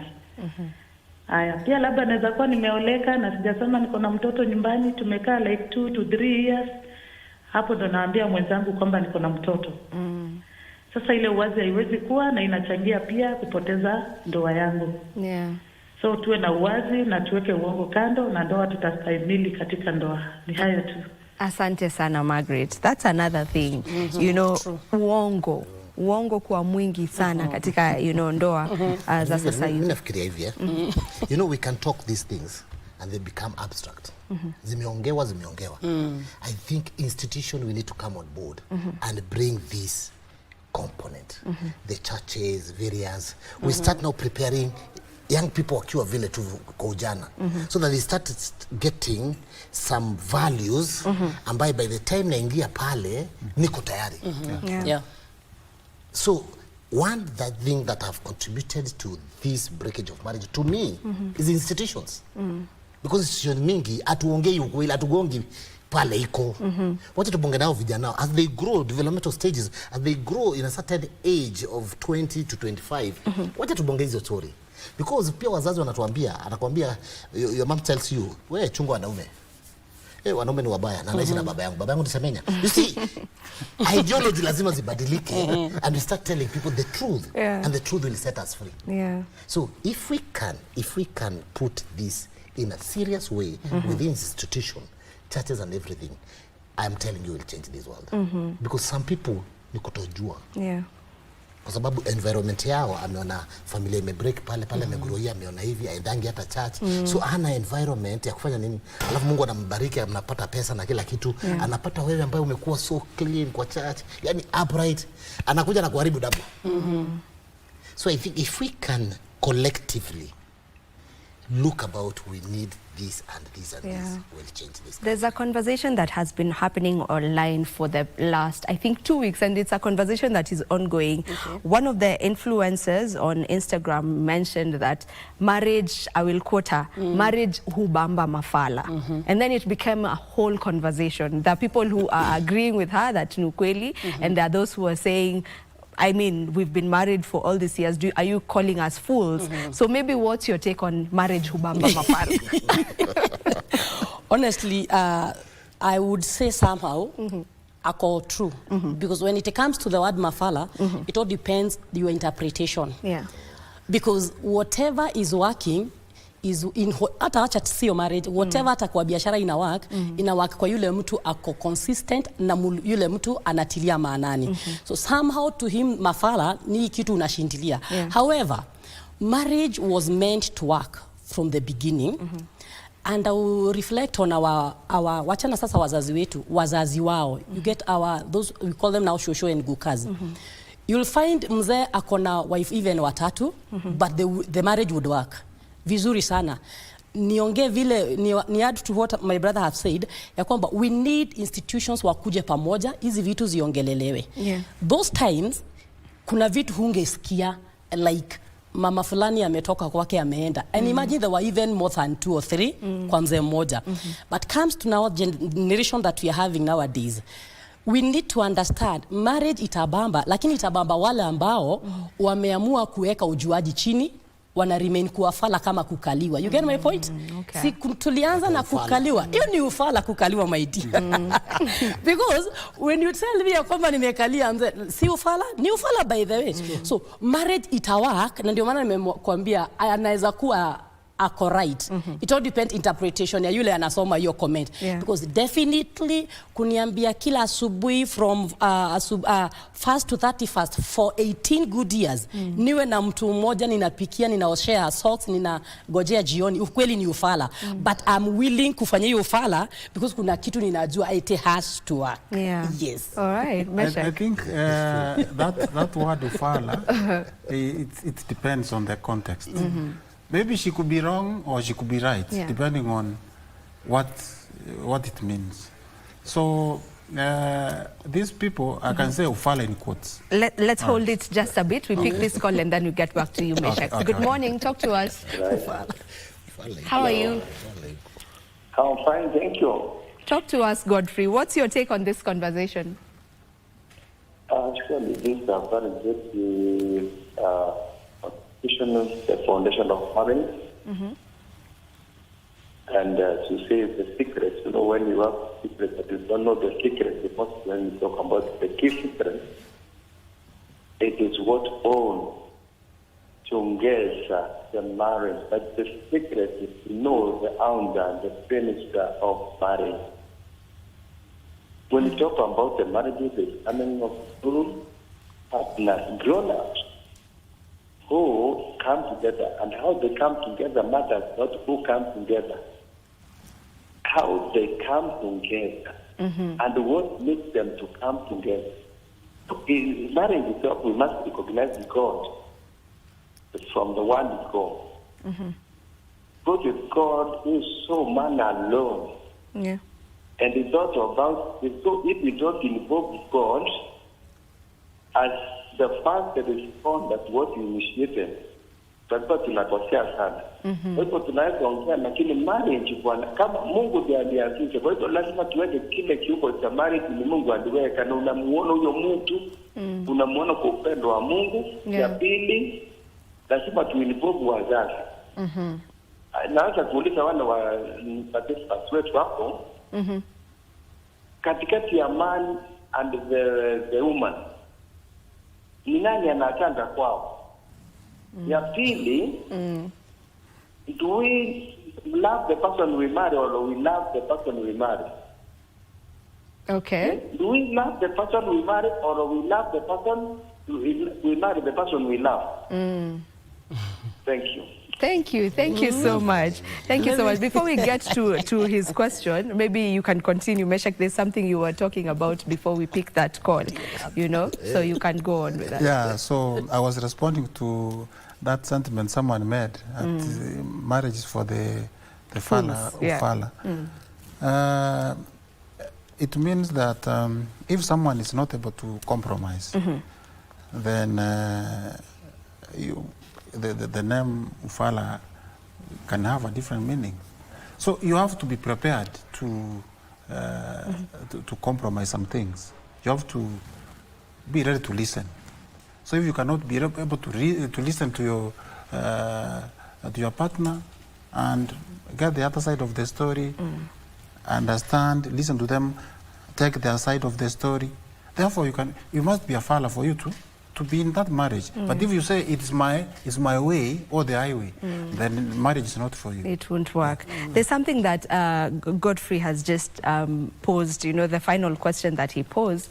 He asked, do you marry the person you love or do you love the person you marry? Kila mtu ana ufala yake. How you interpret it? So do you love the person you marry or do you marry the person that you love? Hii mambo love, L-O-V-E, it is interpreted differently. Hizi ni vitabu na hizi ni vitu zingine. Mimi nilioa best yangu, rafiki yangu. Sitaanza kuleta maslogan ni love, I'm married, I marry. Hizo zitanichanganisha. Ni theology ambaye mimi ni best yangu. She was my friend. And up to today, si ufanye ukalungu pamoja juu is my friend. She is my friend. Tunaweza fanya ujinga yote tutafanya. So me married a friend. Okay. Genesis 2:18 talk about living. You leave your mother. Yes. Living your mother, it's something unique. Si mama, tutabia. Na mimi ni wacha tutabia. Because Mungu alijua sio rahisi, but ni covenant. Sio rahisi. You have to live and I live, ndio tukue kitu moja. So kila siku mimi punguza ufala yangu, na yeye anapunguza ufala, tunaendelea. Nasonga. Alright, let me read some of the messages that are coming in. Remember, you can keep sending in those messages via WhatsApp. The number is right there on your screens. 0716103301. Someone is saying, okay, this is a long one, but let me read it. Good morning. Marriage is a plan of God. He started it in the Garden of Eden. Unless people align to the plan God had in the beginning, it can never work. In the Garden of Eden, God used Adam and Eve there. It is only when we allow God fully to meet us in our families that it will work. When husbands love their wives as Jesus loved the church, and the women become helpers to the husbands as the Holy Spirit helped Jesus, then marriage will work. Another one is saying it's very wrong to say don't put God in our marriages and attacking the church. It is very wrong. God is God is the initiator of marriage. Another one here saying marriage nowadays is a total scam. And then Shida, I'll read one more. There are quite many. Shida ya wanaume ni tamaa. Why fall in love with me nikivaa miniskirt, then ukinioa unanibadilisha. Hukuwa unaona hao wa kuvaa mavazi anayotaka? That is a question. Maybe one last one. Ndoa za kisasa ni dhaifu kuliko za zamani. Sai unapata mwanamke ndio anaenda kazi, mwanaume amekaa tu kwa nyumba.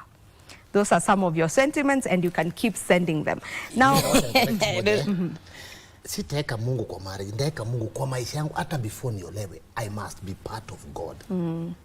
Ndio ukinipata ndakuwa na Mungu, utakuwa na Mungu na tutaingiana. So let people realize that God must be from birth. I created you without me. So let me be part of God. Let God manifest in me. Even before I reach marriage, He will make me move smoothly. Na nitaingia. All right.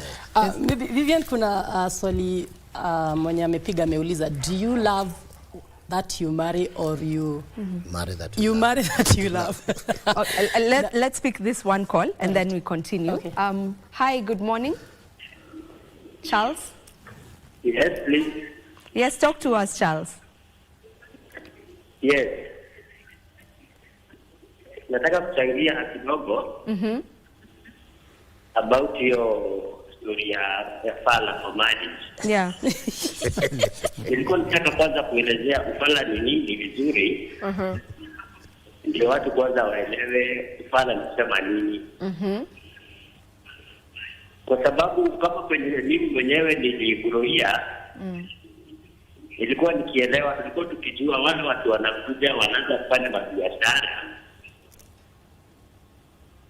wanakuwa ati au ndio tulikuwa tunasema ati ndio mafala, kwa sababu wanafanya biashara zenye sisi wenyewe tungefanya. Kwa sababu tulikuwa tukijiona tumesoma na tukijiona sisi ndio wajanja, kwa sababu sisi ndio wenye hiyo mtaa. Sasa katika hii fala katika marriage inamaanisha ya kwamba hiyo concentration na kufungua masikio, kukosa kusikia watu wengine wakisema jana nilikuwa na mtu fulani, ama kazini nilikuwa na secretary wetu, ama nilikuwa na nani wetu. Una concentrate na your marriage. Hiyo ndio ufala. I think influencer and about it. Okay. So for me, na congratulate kila mafala wenye wameamua kuconcentrate na marriage zao. All right. Na kuombe covenant zao. Yeah. Na sisi wote tuamini Mungu kwa kila jambo na kila kitu kitakuwa sawa. All right, thank you so very much for that. There's something you were talking about before. I think the word Ufala should carry the day. It is carrying the day. It should carry the in a trend. So, nilikuwa nasema, aliuliza, do we love who you marry or you marry who you love? The person you love. Yes, and it is good to understand that love is diverse. Love ni kitu wide sana. And when unapanga kuoana ama munapendana, as he is stating very clearly, ya kwamba mambo huanzia pahali mulipatana. Hapo mulianziana. Ni vizuri kuelewa, the word love, it has a lot of tags. Is selflessness, there is commitment, so many things. So by the time tuingie na huyu mtu, lazima kwanza niwe ninampenda. You get my point? Na hii preparation ya kabla tu come na kusema sasa tutakaa pamoja should be the key factor. So we marry not be, hatupendi yule tulioa, unapenda kwanza. Amesema ameoa beshte yake. So they can do anything. So before even aitwe Mr. and Mrs. walikuwa tayari washakuwa nini? Mabeste. Allow me to say this, Vivian. Venye mumeoana mukipendana, the moment you enter now to the real deal, hapo ndipo mambo huanza kuchemka. Because now hapo ndipo principles inaanza kufanya kazi. The secrets that now we are discussing today. Because when those secrets hazijafuatiliwa na kutiliwa maanani, ile upendo tulikuwa nayo pale tukianzana hata haitakuwa na meaning. Because nilikwambia tukianza, marriage is work. Na ni lazima sasa tukipendana tuingie, we must work for it. Juu ni kazi mama. Si kitu unaingia leo utoke jioni. Hapana. And as we've had a conversation here before on whether if love is enough to sustain a marriage, and we clearly saw that it cannot be the only thing in sustaining a marriage. There has to be a lot other things happening. So wezi sema juu tu tunapendana, ita work. Na mood za kunipenda zikiisha jioni. Zinaenda zikibadilika. Exactly. So maybe to you, Meshach, you know, for those who have managed to stay in their marriages for years and years, you know, kuna watu wamekaa 30 years in marriage, 10 years in marriage, 40 years in marriage. Maybe how do you ensure that you're keeping the spark alive? I think the common pillars in marriage should be exercised. And among many, I can say communication. And communication is not a one-way kind of approach. It's whereby there is active listening and there is connection. Am I able to execute a conversation with my wife? Am I able to listen actively to what she's saying? Am I able to look at her so that I can be able to get the verbal and the non-verbal cues in our communication, so that I can be able to have that connection with her. Somebody could be talking and the other one is absent-minded, is maybe doing other things, maybe writing other things. Therefore, the other person will feel neglected. So that's one of the pillars of marriage. Another one is if there is emotional intelligence. Well, if I can be able to perceive and express my emotions, not hurting my partner. So, for example, if I'm frustrated from work, am I able to take care of myself so that I cannot be able to explode to the other person? So if I'm very careful of my emotions not affecting the other person, therefore the marriage will flourish. Okay, let's pick this last caller. Good morning. Good morning. All right, okay. Let me read some of the messages kwa sababu ziko nyingi. Let me read some before we finish. We should be winding up. Someone is saying, naitwa David kutoka Kampala, Uganda. Mada nzuri leo, asante. Kwa nielewayo mimi, ukitaka uishi kwa furaha na muda mrefu kwenye ndoa, wewe amua kujitoa ufahamu na akili zako binafsi. Jifanye zuzu kwa mpumbavu na kwa kila jambo kwa mwenza wako, hasa pale unapohisi utofauti. Ukijifanya wewe ni mjuaji kila kitu, mwerevu, umesoma, huwezi kujishusha, huwezi kusamehe, lazima ndoa pia ife. Haitaenda sawa. Another one here is saying, I'm Simon, Combo from Nyeri. To have a successful marriage, you need to be equal partners. Making decisions in marriage, you need policies, procedures, and rules in order to work cooperatively as well as in cooperatively. Another one here is saying, You guys have really run with the marriage Nyamafala. You're saying, hey, marriage is for fools. Otherwise, ukiwa mwise, marriage is not for you. Yeah, sure. Another one is saying marriage is about putting God Trinity first. Marry someone whom you are compatible to. You will have peace in your marriage. There are so many. I don't know if I'll read all of them. Let me read maybe 2 more. Kwa jina ni Lilian. Ndoa ya siku hizi wanaume wanapenda kutegemea wanawake, ndio maana mapenzi yamerudi chini na ndoa hazifanyi kazi. And then Jambo, hizi ndoa zimejaa mabahatisho, sio serious. All right, those are some of the sentiments that are coming in, and there are so many of them. I cannot be able to read all of them, but yes. Okay, do you have a caller?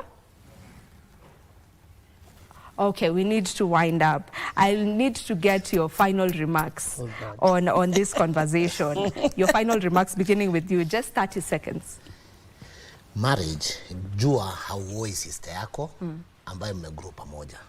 Naoa mtu ambaye ni tofauti, amelelewa tofauti, different temperament, na me different. So I should be ready to understand, ana behaving hivi, na mimi na behave hivi, so that communication become. And not, Mungu alituumba bila idhini yetu, hata tuokoa bila idhini yetu. Let God be part of the story, and I be part of the story for marriage to work. Marriage is work. Thank you. I had mentioned about a code of 3 stand cannot be broken. It is the high time we understand ya kwamba tumeoana wawili, watatu ni Mungu. Any other stranger between me and him should be called death, honestly. Because it is between me na yeye na Mungu akiwa watatu. Kwa hivyo, marriage is sweet, marriage is not a scam. All right. Exactly. Meshach. I think marriage is for 2 people who are students, who are ready to learn. If you are not ready to learn, therefore marriage cannot work for you. All right, and this is where we end this conversation, and I'll read this message right here. It says, the key to a successful marriage: 1, love, respect, and honor. So number 1 to 10, ameandika to your love, respect, honor, love, respect, honor. So thank you so very much to each and every one of you who has contributed to today's topic that we were having, and I have seen so many messages, so thank you for being part of this conversation. And this is how we do it every Monday on our Family Check segment. We try to look at conversations around the family and try to look at ways in which we can be able to strengthen our families. Be sure to join us every Monday on the same. My name is Vivian Dagwa. This is where we end Good Morning Kenya. Do enjoy the rest of your viewing. Goodbye, and thank you to my guests for being here. Thank you. All right.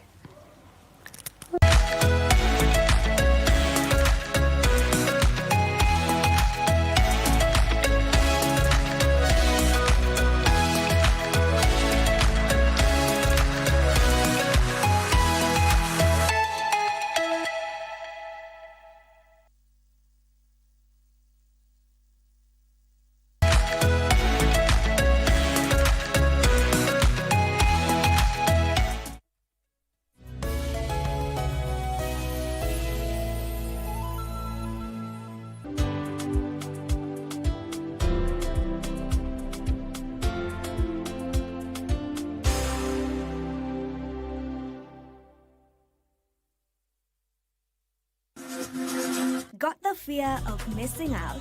Want to keep up with all the latest entertainment news and latest celebrity gossip? From the latest rumors to popping events to the newest fashion trends, here is where you get all the tea or juice when it comes to entertainment, and you get it served on time. All that and so much more on Grapevine every single Monday only on KBC Channel 1. Remember, if you did not see it on Grapevine, then it most probably never happened.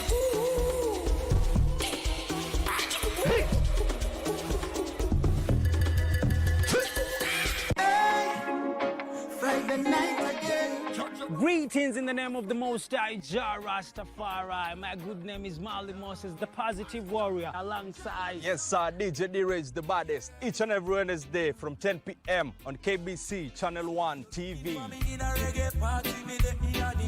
Tunakuletea the biggest reggae party in 254 in a yard extra. Extra niceness of reggae music. Extra dose of entertainment. When the thing is nice, we have to do it twice.